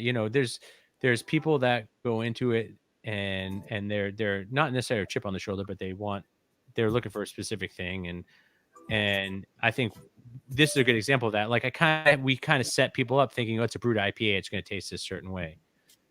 And I was like, you just call it an IPA and people are going to love it. And, but again, super proud of that. That was a big, moment that's awesome when that came out. I actually sent a can out to my cousin in Cincinnati. So there is an emu out in the woods somewhere out there. Somewhere. Let me see here. Paul, actually, PA Brew News. He actually has his beer channel there. Another great guy. He's out in PA. So can dating is always a problem for me here in my part of PA, especially with Lord Hobo sampling through. So he's like We always tease like he's back in the woods. Like he's like probably living next door to Sasquatch, but he's in Eastern PA. Just I'm going to say kind of a little bit more northwest of maybe where Philly is, so kind of off that area. So, but where he's at, he's saying can dating, and I don't know what the distribution is. How long it takes to get from your guys there. How you have it set up with the distribution? Yeah, it's definitely a challenge. I mean, we taste so every day. We get to drink beer, which everyone says, oh, that's great. You got the best job. You get to drink beer. So every day at 11 o'clock, we have a company-wide or production-wide beer tasting. It's a little bit different now in the days of COVID. We do in little groups of 3, and the lab runs it. It's a QC day, and we drink old beer. So we drink beer that's been aged warm for 60 days. Or we drink our beers that have been aged cold for 30 days. Or we'll drink a production beer like that we just canned that day. And we do that every day. And it's really hard for us to know, if you're buying our beer at a store and they have our this, the sampler pack and sitting out in their on stacked on the floor. Yeah. Is that ideal for an IPA? No. But I can tell you is we are leading. So the thing that destroys IPAs worse than anything is the yeast in suspension. So like the hazy beers that have yeast still in suspension, and dissolved oxygen. So that's the oxygen that's still in the water in the beer, and that will start to oxidize over time. And the warmer the beer is, the faster that oxidation process happens. And I can tell you, as a fact, because this is what I do every day, is when we put a beer into a bright tank, we have a spec of 30 parts per billion oxygen. And so most breweries, their standards, I think, are 70 to 100 parts per billion of dissolved oxygen. And we're able to make sure, like, our goal, and which we consistently have to hit, is 30 parts. But even 30 parts per billion will affect the beer flavor of the beer over time, especially a hoppy beer. Yeah. So if you see us in a cooler, cold stored, it's going to be great. But yeah, it's definitely a challenge. You're not just dealing with distribution, you're dealing with the store owner, where they put your beer, how they want to support your beer. And it's definitely a challenge for IPAs. I regardless of who they are, we've bought some. I bought some Sierra Nevada the other day because they had that new throwback labels. They had it like 1980s throwback, and I looked at the package and I'm like, I love that. It was like the retro label on it. I'm like, I love Sierra Nevada Pale Ale. It's amazing beer. Yeah. And I'm like, I have to have this. I bought it and I brought it home and I cracked one open and I started drinking, and I'm like, it's a little bit oxidized, like slightly oxidized. Get that little bit of a kind of a skunky, oxidized. And I'm like, I guess I'll drink it, but I'm like, it's not a fresh beer. Right. It's not. Now, did you see the date on that one when you noticed that? Because I know they put dates on their stuff. They do. I didn't look. I was looking all over it when I was at the store, and then I got to a point where I'm like, but I wanted the packaging more than anything. Well, yeah. I love it. I'm like, I got to buy this no matter what, but I do, I do teach people to do that, check the packaging date. If you're 4, 5, 6 months out, you might not want to buy that beer if it's an IPA, but then again, you do hit some properly stored beer. My wife bought some beers the other day at the store, and they were IPAs, and one was the Pseudo Sue. Okay. So and I was like, and she loves T-Rex, so she see a beer. If the can of beer has a cat, a dog, or a T-Rex on it, my wife will buy it. Well, I'm glad you said T-Rex and not Barney. So yes. Yeah. So the date on that one was about 4 months old, 5 months old, and so I saw that right off as the can, and I'm like, all right, be prepared. And I cracked it open, and I was like, oh, this is good. It was really good. And attributed that to the fact that that was probably in the cooler the whole time, because we get limited amounts of that. Mm-hmm. So when the stores out here get a limited amount, it goes in the cooler because it goes on the shelf. It's kind of the reserve. Yeah. Nice. So hopefully we'll get some beer out to Pennsylvania, and I'd like to know if the dates are how old the dates he's seeing are. Yeah, I was saying, Paul, if you happen to know that, let us know as well for some of the stuff you usually see. We were talking about the food earlier. Nina said, beer bratwurst, cookie dough, of course, reduction glaze. And then Lep, who says the madman on the Black Sun, he's like beer cheese, beer brats, crock pot meals. So he throws beer into a lot of good things there. Chad did say he steamed mussels with beer, which is a good idea.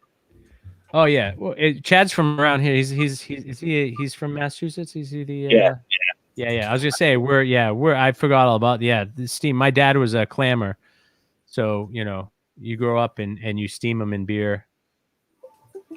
And then Paul said he's making and have you ever had the Ek beers? I don't know if I'm saying it right. AECHD. They're from overseas. They have some great beers. He's making the Erbach, the crock chili this week, so he'll be putting that into it. But if you ever get a chance, look at my phone here. I'll tell you the name of the brewery because we get them imported here, and I need to get some more of them just to try their other styles. It's actually St. Curla. And so they have a really good Doppelbock. They have the Marzen, the one that Paul is talking about there. What was it, Erbach? I haven't seen that one before. But they are freaking solid. I mean, the first time I had it, I thought they were pretty solid. They're out of Bamberg, Germany. So, but kind of a neat looking, old school, classic type look on the label and everything. So you can you look at it like, okay, that's got to be the real deal. So, Bamberg has all the smoked beer, the Rausch beers, right? Yeah, and that's the one that I had. Was like when I had the Doppelbock, was kind of like a smoked one, even on that one. It was nice.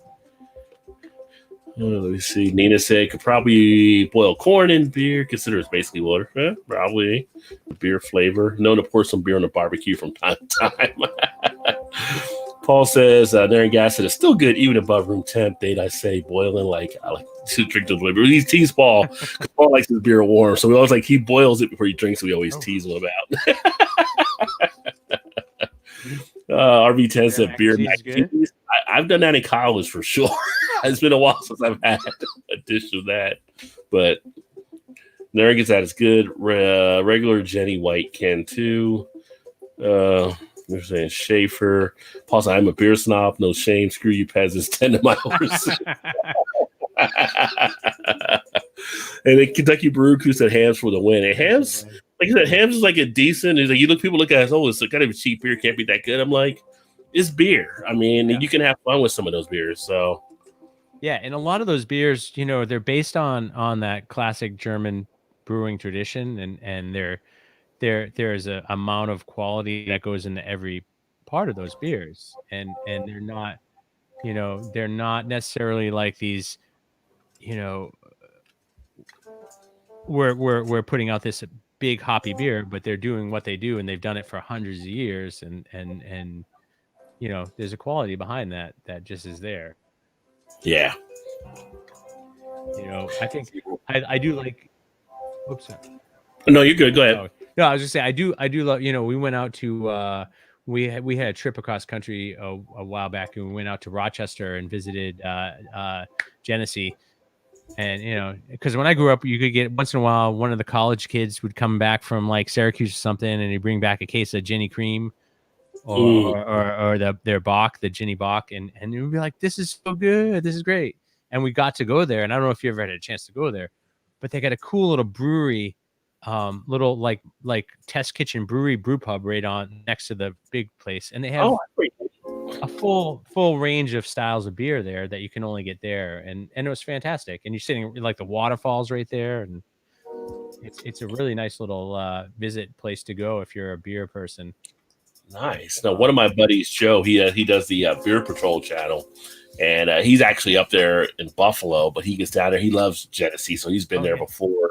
But I finally did a review like a few weeks back on the Jenny Cream Ale, because I always said I was going to do it. I never did because I could never get it down here. Really, one spot where they had the tall boy Jenny Cream Ale, and all the stores I go to, not even Jungle Gyms had Jenny Cream Ale when I was there. So it was like I ended up doing it, and then but Jungle Gyms will get like the Jenny box. They get that in there. And they'll get that and some of the other Jenny stuff. But I've done the Genesee Ice, but even like the regular lager, I did that. I mean, it's okay. It's just a nice little lager. You just throw it down, no big deal. Yeah. I mean, we used to joke because we would in college. We would go over these trips into Canada. We go to ski trips up to Quebec, and we would always just be blown away. We'd get like the Molson Brador or the Molson Double X, and we thought we were drinking this like amazing beer. And I'm like, this is the Molson. This isn't like the beer we get. The Molson we get back in the States. This is like a whole different thing. Yeah, you get closer to the source. It's like you go closer to the source of the beer, and then you're like, my wife went to Prague, and she was drinking a lot of Pilsner Urquell, and she's like, that beer was so good. And I get Pilsner Urquell out here, and it's not really quite the same. Yeah. Like, well, of course it's not, Yeah. You're in the spot. Yeah, definitely different. And of course, like, from the brew, I mean, the water makes a huge difference compared to what they're using versus sending the recipe probably over here and what we're doing. And even though we try to balance it out, it's not going to be the same. But it's funny. This is actually one that I'm drinking right now. And this is kind of an interesting, wacky one that I picked up when I went down to Tennessee. I'll pull my thing up here so you can see it a little bit better there. I've done a review on this. I got to upload it still, but it's called the Pastry Snack. Yes. And this is from Tailgate Brewery. They're actually out of Nashville. It's an Imperial, because there's only so much.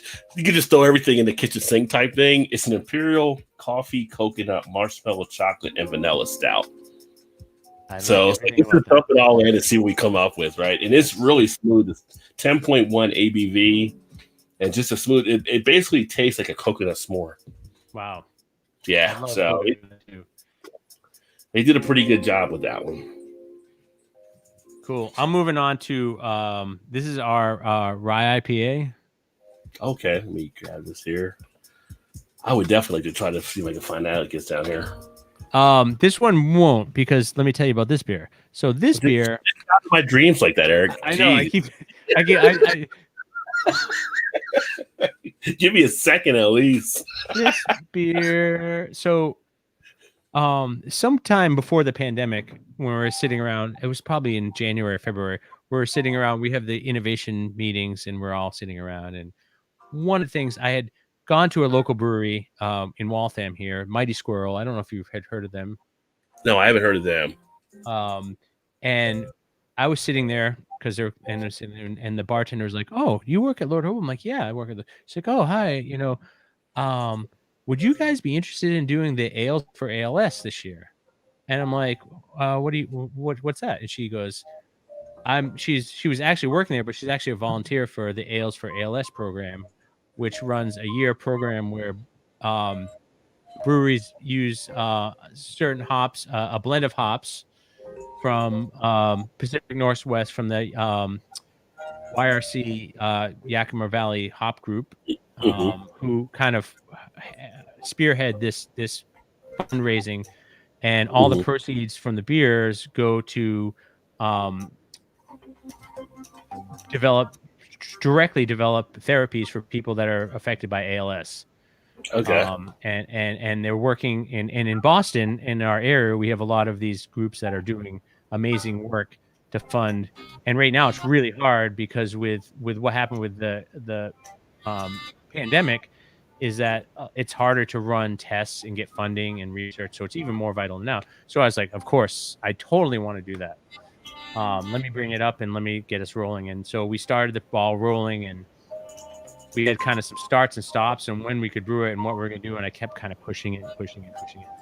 And then they were like, okay. And then they were like, what do you want to brew, Eric? And I'm like, well, we're going to get their hop blend. And I was thinking of doing a Rye IPA. And they all kind of looked at me. and I'm like, hold on. I'm like, we haven't done a rye IPA in our 10-barrel system. And when I was early on brewing beer, my first job was working at a brew pub that also did brew on premises, so people could come in and brew 10 gallons of beer. And one of the first kind of month I was there, I think,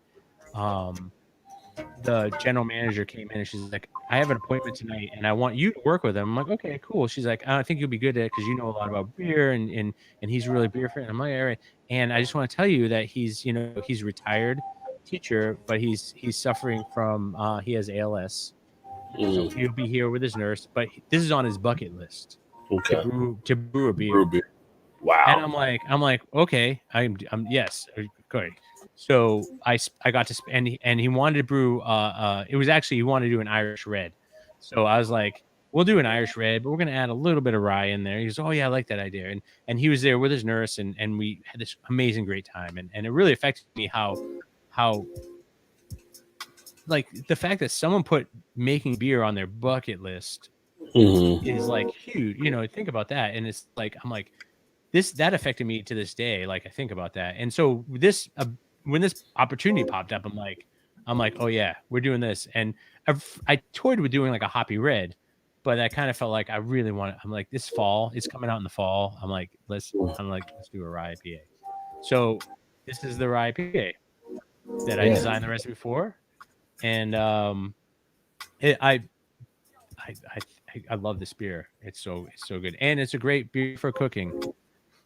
There you go. Yeah, so we canned all of this, and the proceeds from this go directly to an organization in Cambridge that develops. They have a couple treatments that are actually already been released that are helping people who have ALS and like improving their outlook and their it's kind of good. So. Awesome.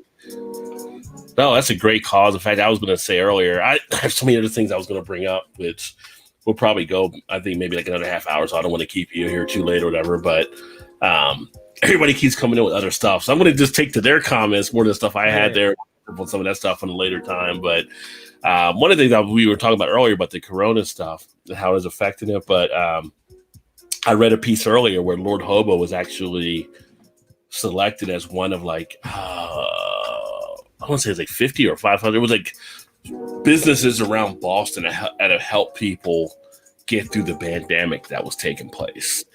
So Lord Hobo was listed as one of the companies that was a thank you. It was like on Boston Live, I think, or Boston.live. And that was pretty cool. So, and that gets back to when you're supporting your local and your community brew. I mean, you're part of that community. So shout out to you guys for what you did to help people get through this time as well. But then the other point, before I get back to the other stuff, is we talked a little bit earlier, like how has the Corona affected the brewery as well? Yeah, I mean, I told you, before we got on, and it's public knowledge, but our owner of our company tested positive about a month ago now, and he ended up in the hospital for a few days. And he posted it on Facebook, so he was very open about it. And he basically told people to take it seriously, because you have a lot of people that aren't taking it seriously still. And he was in the hospital, and he's younger than I am, and he was in the hospital for a few days. His oxygen was low. They had to give him a lot of treatments, and we had that scare, and then we had someone in the front of house test positive. We immediately shut down production. I was in the middle of dry hopping a beer in the afternoon. It was about 3:00. I'm just about to start dry hopping this beer, and my boss came out and he's like, where are you at right now? I'm like, I'm about to dry hop this. He's like, okay, dry hop that, and then we're closing down because someone tested positive. Everybody had to go. We all had to go get tested before we could come back. Everyone in production tested negative. No one else tested positive on the front of house, but the people that were in direct contact had to take 2 weeks off. We contact traced everyone that was there They were very good at publishing. If you were here, you know, social media, using that to let everyone know. I think they did a really good job. We slowly creeped back open over course of a few weeks and kind of back to that. But it's a scary thing because it just takes that one, you know, thing. There was a couple breweries that shut down the same way. Basically, I don't want to say the breweries are, but they had someone visited the breweries who had already tested positive. Well, actually, I think he was waiting to get his test results, and it's, you know, the rapid test, so it's like a few hours. So while he was doing that, he went to and visited 2 or 3 breweries, and then got tested positive, and then told, he's like, "Oh crap! I went to this brewery, this brewery, this brewery." All those breweries had to shut down for the day, clean, reopen again.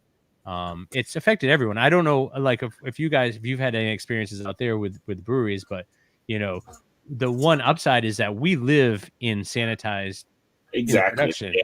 Yeah. You know, I joked with my wife. I'm like, I'm wearing gloves and masks and goggles, and we have 3 different sanitizers. We have, you know, an iodine sanitizer, we have isopropyl, and we have an acid sanitizer everywhere all the time. So we're kind of like in that, like, but you know, we're all being smart. Like we don't, you know, we don't eat lunches together.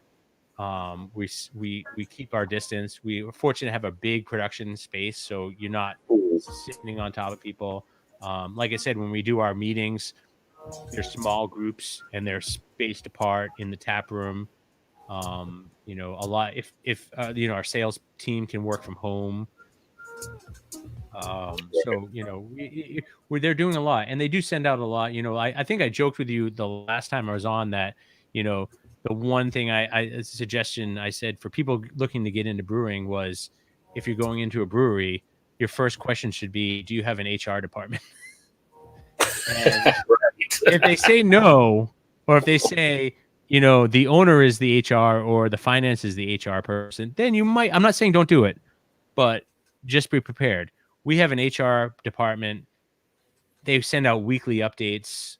Yeah. And along with that, you know, they'll send out like, here's a really good mental health link if you're experiencing a lot of stress, which everybody is. You know, here's this. They're doing a good job at making sure, like, you know, the balance of the stress. We're in a stressful environment, but now everyone's in that extra stress, and we're making a good job to make sure that everyone stays, you know, we all have our eyes on each other to make sure everyone's, you know, dealing well. And if someone's like, dude, you know, my wife and kids are home at this, and I need, you know, I'm just gonna bang out early because I want to go check on them. And it's, dude, go do it, you know. Yeah. That was one of the concerns, that there was a story about that upcoming. They fear, like, for the fall, whatever, some people will struggle with the mental health aspect of this, especially if there is like another wave that we're dealing with. So that's as a part. And like for the job that I'm at, it's kind of like we get all these days, and people were asking, well, can we carry more days next year? And they're like, no, you're going to still only carry over 5. But like our president is like telling people, like, take these other days off, even if you're not going anywhere, just to get like a break. You know, take a day off so you can go to the park, or you can go run, or you can go do whatever to get away from it. Because even if you're not traveling to another location, you are going to wear down from it all. So, and if you're at home too, I mean, if you're at home and your job's at home, and you're kind of not leaving the house at all, it's hard to break away. And you know, we need to like take a break, and you know, if you're reading a book, go to the park and read that day if you can. You know, now, obviously that was more when it was warmer. Things are changing now, but it's like, do something to get yourself out of that, where you're not kind of in that, because it can. I've people I work with. One of the people that I work with, she was telling me how she's starting to feel like depression kind of in, because she doesn't see people as much, and she's constantly in the same thing in her house, and you know, break that routine. And so she's always like giving me a call so we can chat and, you know, kind of keep her going well, so she's not, you know, feeling like she's fallen into this hole. So people have to definitely look out for themselves. But so I thought that was good, and it's great because the owner is actually doing better now. So that's awesome along those lines. But Raining, who's actually Raining Your Parade, he's one of the guys I always watch the channel, good guy as well. He says, I thought bottle conditioning in American IPAs was a great idea. It was a trend for a year or two. Lord Hobo needs to bottle condition a triple IPA in a 22-ounce bottle. Cans are lined with plastic and chemicals. So he doesn't want just a triple IPA. He wants a big boy triple IPA. Big boy. Yeah. I would love that. I mean, we joked about, us setting up a Renegade bottling setup. We had this, I told you we had this barrel-aged Imperial Stout that would be coming out in probably December, January. And I'm like, there is a nice thing to bottles. If you go to the store and you see like a bottle of a big stout, or a big, a barley wine or even a triple IPA, you can buy that and bring it to a friend's house and split it. And I'm not too worried about the cans. There's lots of debate on the cans and the liners, and I don't know if we'll ever be a bottling company. We're able to can very efficiently and with little damage and little glass breakage. I've worked at breweries that use bottles, and it's a whole other set of issues you're dealing with when you're dealing with bottles. But then again, I would love to see us do some bottle stuff, whether or not it's some of our sours or the stouts. But when it comes to IPAs, sometimes I think you just got to drink them fresh. Yeah. But he says, like, at some point we'll be saying no to cans when the mainstream learns about the plastic and chemicals. So, and I've heard rumblings out there. People are concerned about what are we doing with all of that there too. So, yeah, I mean, the way I look at this point, they're still recycling cans and they're recycling bottles. I think there's a nice. I think right now there's a nice way to get fresh local beer in cans, and I appreciate that. But I'm not going to lie and say I don't love bottles, because once in a while, I do love bottles. I love the idea of it. Well, there was some concerns too over the can shortage. Are you guys seeing any of that? Are you guys coming across anything where it's not necessarily? I think most of our contracts are out far enough that we're not placing an order out of the blue tomorrow for like 1,000 cans or 10,000 cans. We're pretty deep in our can supply. I think if there might be a few week lag. I think we've had a couple times where we did this rebranding, so that requires new plates and new ink. Up there. Go to there. So people can see the new. So this required basically the creation of the plate for the inking, and there was a little bit more of a lead time required to get that in. But we did our best to kind of like make it as seamless as possible for us. A lot of our one-off cans, like this one is, you can't tell, but this is just a gold can, and it says Lord Hobo above the top. But we have these labels. So the labels we get made. We have an in-house graphic guy, Chuck, that does all our labels. And for most of the smaller beers, the Vagabond series beers, the sours, and those that turnaround's pretty fast too. So we can do that. It just requires an extra step because you run those cans. So we can can boom sauce in a can at 200 cans a minute. Right. But with the beers that have to be labeled, you have to kind of slow it down because it has to run through a label or. Yeah. So you're a little in workload balance. We try to do that, but it's fairly seamless. I mean, the packaging team rocks out hard.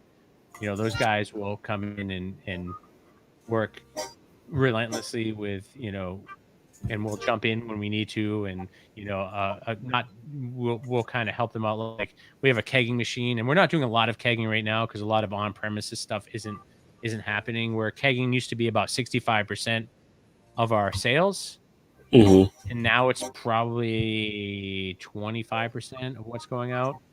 So, but occasionally I'm like, I'll jump on the kegging machine and keg because they're packaging or they're doing sample packs.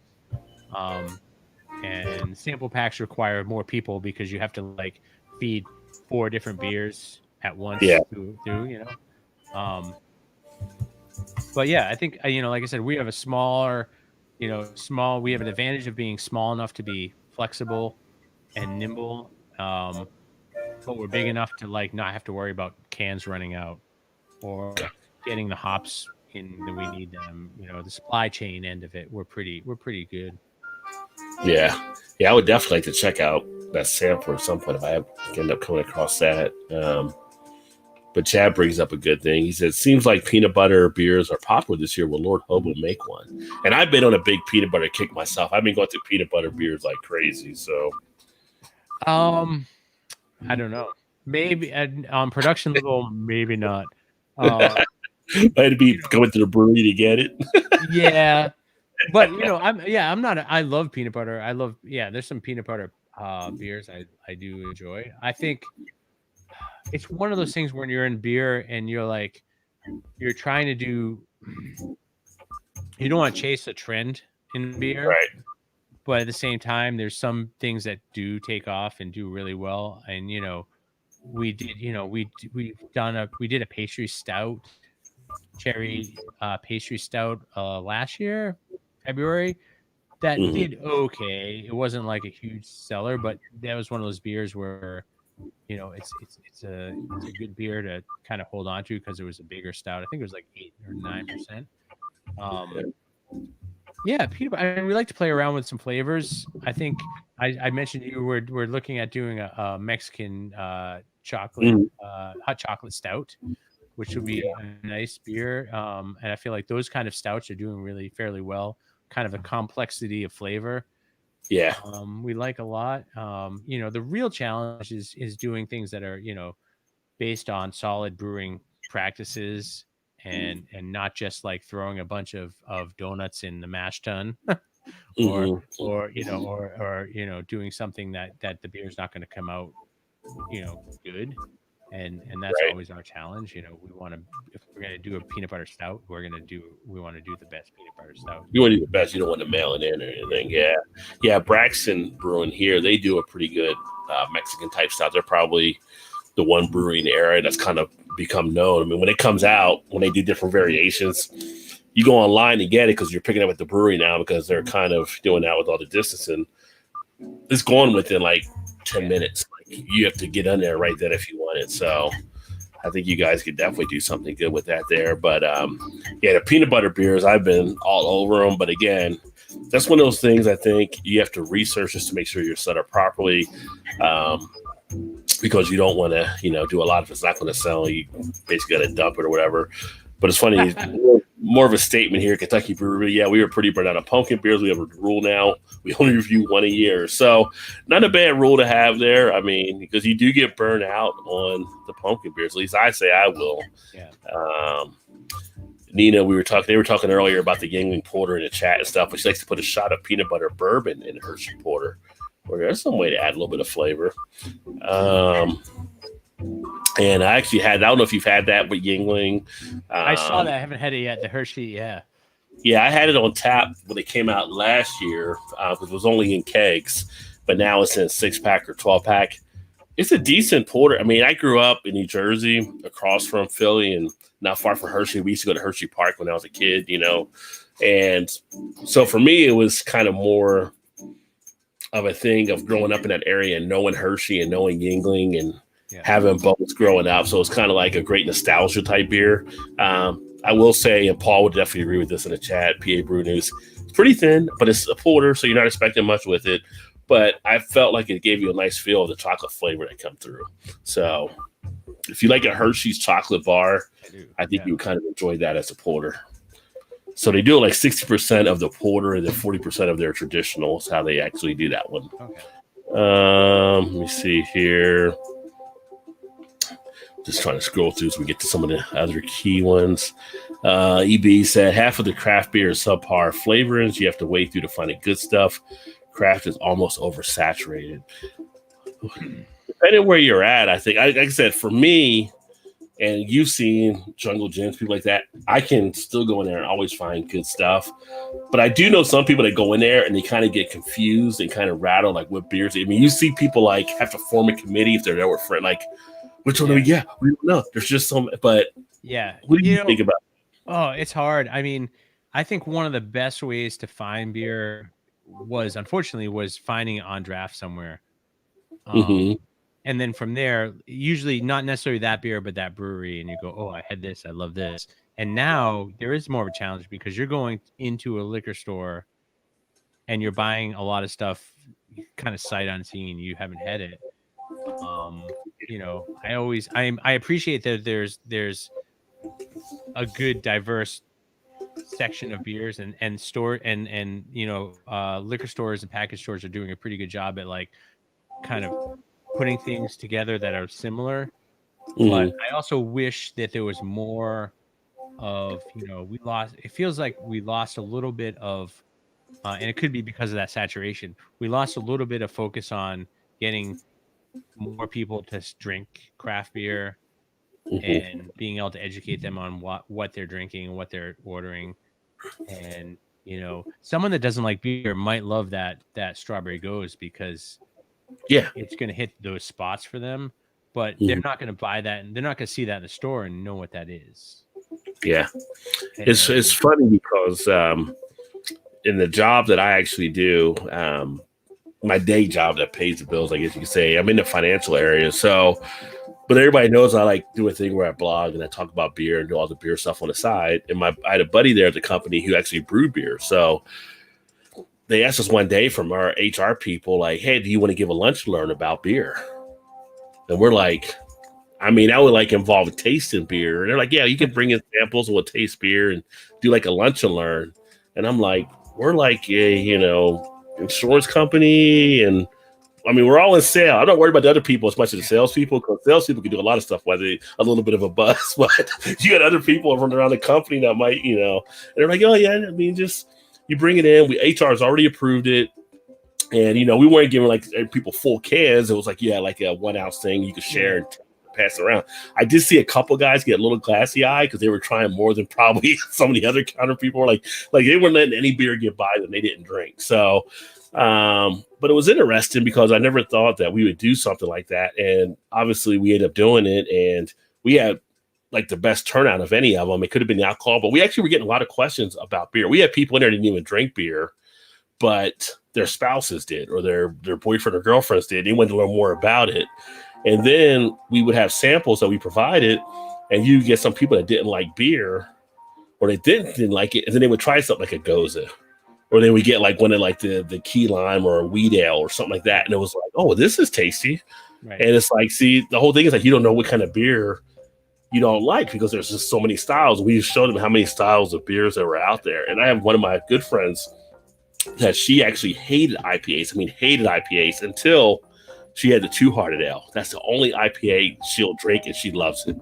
So it's kind of like when you say you don't like a certain beer, sometimes it's just maybe that beer, not that style, or you haven't found a style you like. Because I feel like you can find anything in beer nowadays that you're going to probably like. I've even had like tea beer that has been tasty that people aren't aware of, and I've shared with people. So especially like people that are trying to, you know, they got to be gluten free and they can't have it, but they don't want to do a cider. Well, tea beer that we have a place here in Ohio that does that is a great option for them. They make it's gluten free, so it's all about learning what's out there.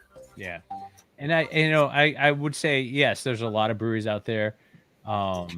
There's a lot of challenges in terms of quality, so it's a little bit harder, you know, to say this is good, this is not good. You know, is it a hype brewery because a lot of people stand in line to get their beers, or is it a good brewery because they've been around for 100 years and they're doing consistent beer? And there's a lot of gray area in the middle. But I also think I just appreciate people just kind of like just going out and trying it, and if it's not good, call them on it. You should say, hey, Yeah. I don't like this, and I know the brewers that are making that beer want to make beer that's people appreciate and like, and not just like, you're going to like this because it tastes like Fruity Pebbles. They want you to like this because it's a good quality product. Yeah. And that's what the people behind the scenes are doing. Yeah. And there's a lot of subpar beer, but I think there's a lot of amazing beer. Oh yeah.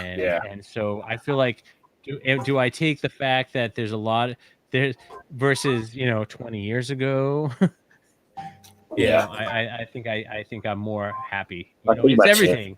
Yeah. You look at a boom of like, I know you're doing like you're doing some hip hop channels.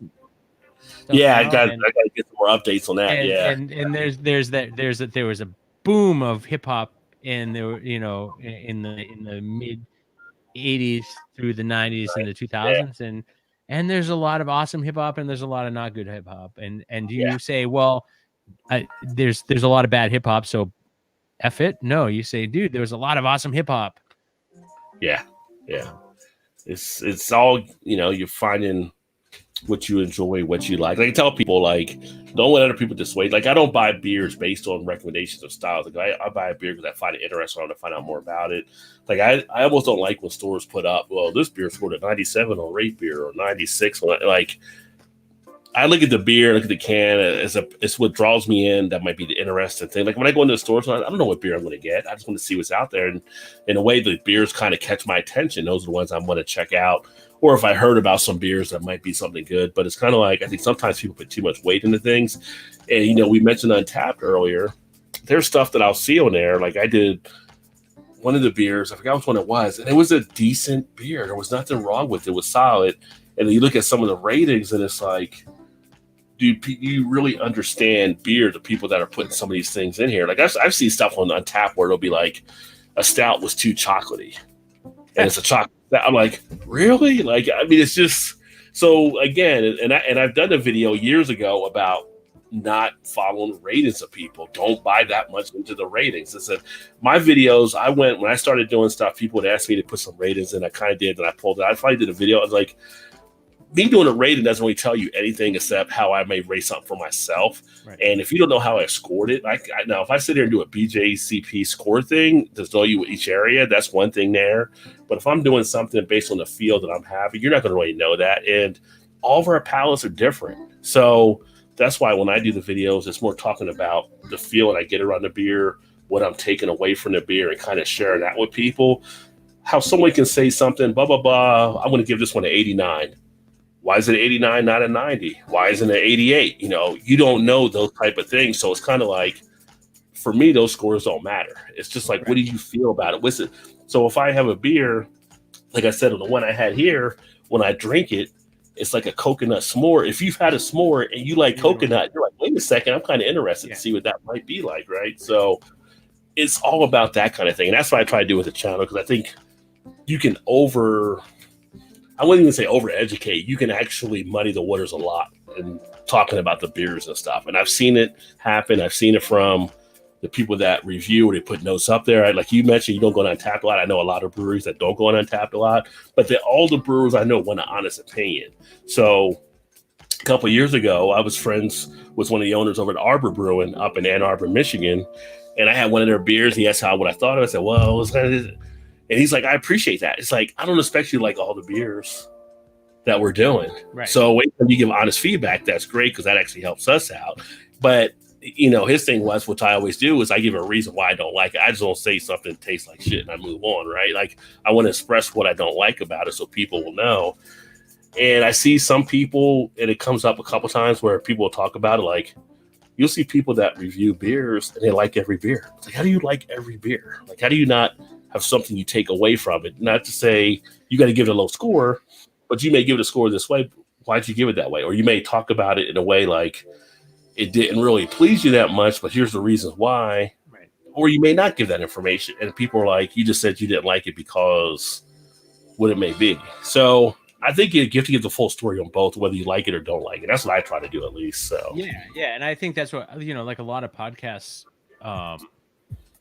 and what you do is very important because it's you're diving in deep in these beers and you're talking about the sensory stuff of the beer and how the flavor and the aroma and the look and in more an objective way than going on Untapped or something and saying, hey, I bought this beer, I don't really like IPAs, I bought this triple IPA, I didn't like it because it was, so I gave it a 2, and it doesn't really say anything because that person doesn't like IPAs, but they ordered this anyway. It's like, or vice versa. So here's an interesting example.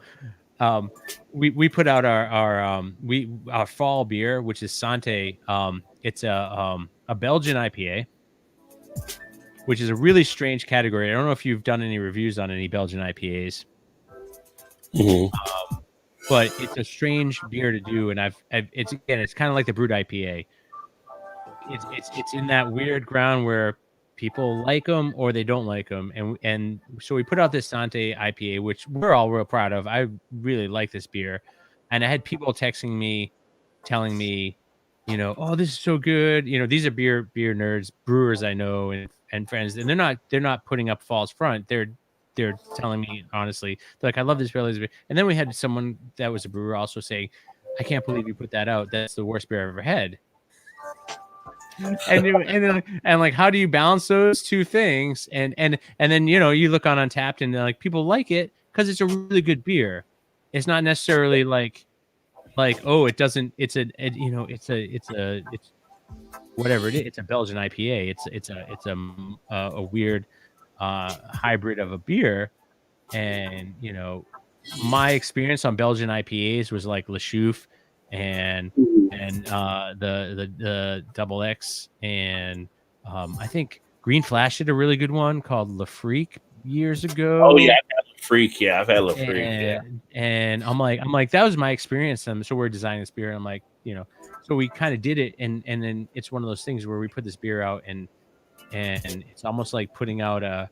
I always go back to these music things because I being a musician and loving music, I always think of like this is like this collaboration album that if Taylor Swift did a collaboration with like Kanye West, and you'd have people from both sides together. Yeah. you'd have someone would, if it was an amazing album, people would still say one side or the other, like, I don't like this. They were like Taylor Swift fan, or I don't like this, I was a Kanye West fan. It's like, but there's a certain objective that you have to have when you drink beer, and I think it's important, like you said, it's important to have those kind of like, here's my experience of this beer, this is what I'm taking out of this beer, and if it sounds interesting to you, then you should try it, and have your own experience, because right, every human being tastes different stuff, and I guarantee you, if I drank that beer, I would think coconut s'mores, because I love coconut and I love s'mores. But that's not to say that someone who maybe likes s'mores but doesn't like coconut would drink it and be like, I don't know, I don't like coconut, and that's fine. Some people don't like coconut. They don't belong here. They don't belong in my world. Well, the funny thing is, I used to not be a fan of coconut until beer. I started getting coconut in beer, and I was like, I still don't like coconut like on cake with the whole flaky thing. That just, I feel like you're stuck in your tongue. It doesn't work. Like, but in a beer, I'm good. A pina colada, I'm good. Put it in alcohol, I can work with it. But no, it's definitely all solid. And it's funny, EB, we were talking earlier, EB is one of my good friends here.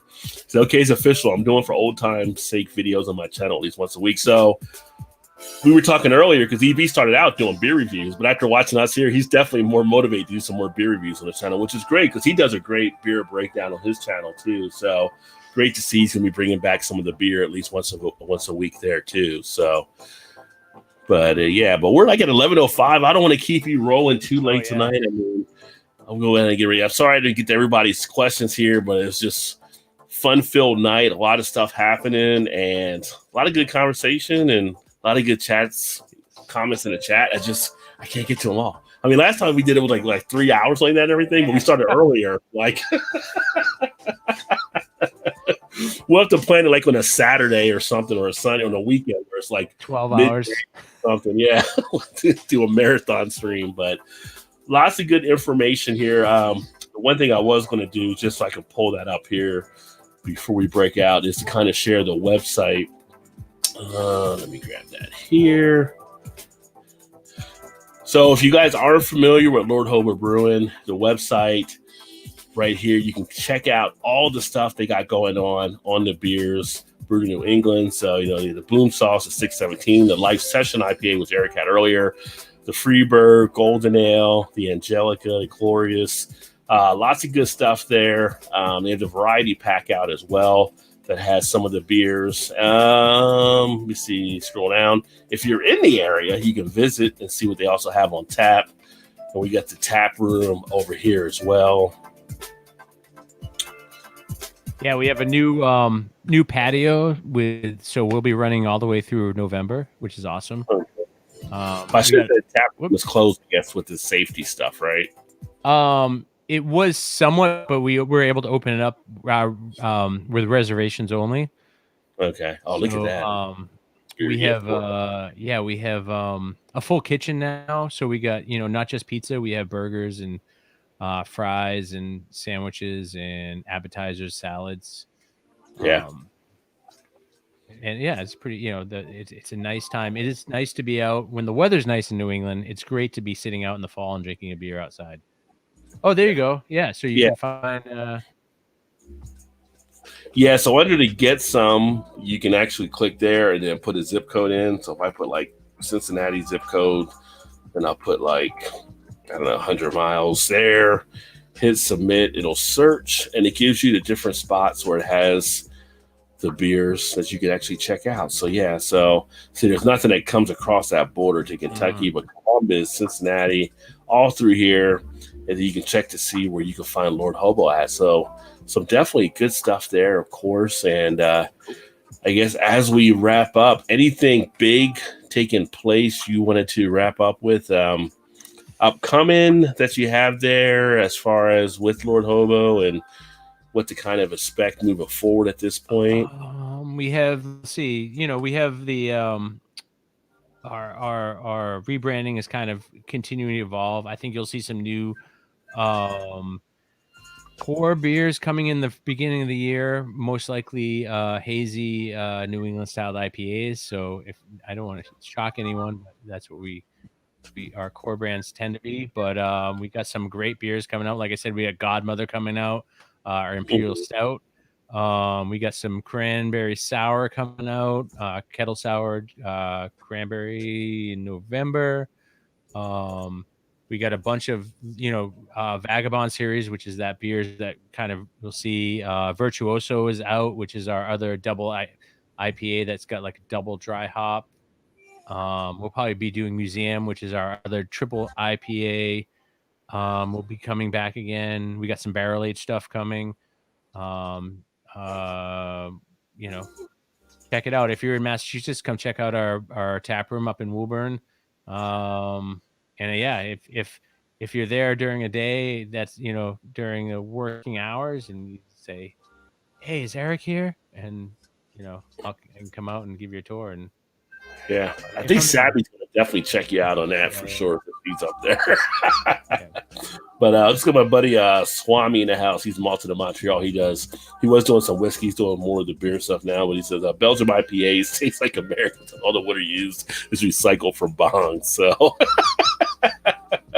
I think he started his comedian career. So he's always funny on the stuff he puts out here as well. But no, it was awesome having you on again. And always welcome back and stuff. And hopefully you guys check out Lord Hobo Brewing. Eric's a good guy, and try to find more of their beers as I can through the area. Now that I pulled that up, I'll see if there's some other spots outside of the Jungle Gym. Like I said, they didn't have any there, but look at they only had a spot for two of them. Even I think they had like the tag. It was Boom Sauce, and I want to say Angelica, but it was empty when I was there. So there's a few other places around town that I found that it's funny. I guess some beer stores I try to keep them to myself so other people don't know about them. The word gets out too quick. Like people get over there and it's like, oh man, I can't get anything anymore. So, But no, thanks for being here. Thanks for everybody that definitely tuned in. Just for the people that are watching and everything, tomorrow night, back again, 9 o'clock Eastern. I'm actually going to have Daddy Porter from their YouTube channel. So that'll be my buddies Doug and Greg. I got a lot of lives this week. We're going to be talking about stuff they're doing on their YouTube channel, how they got into beer, how they actually are doing different things, and how the different guests they go there. So that'll be a fun chat. And then Wednesday night, I've actually got Anthony Perrion from Sipping with Sizzle. We're going to be talking about him launching a new brewery up in the Columbus area, I believe, and some of the stuff they got involved in beer. So fun-filled week. And, of course, Thursday night, we'll be back with the regular Thursday night show. So look forward to catching up with you guys soon. Thanks for everybody that tuned in tonight. Keep drinking those good craft beers. Remember, there's always time. Get your beer.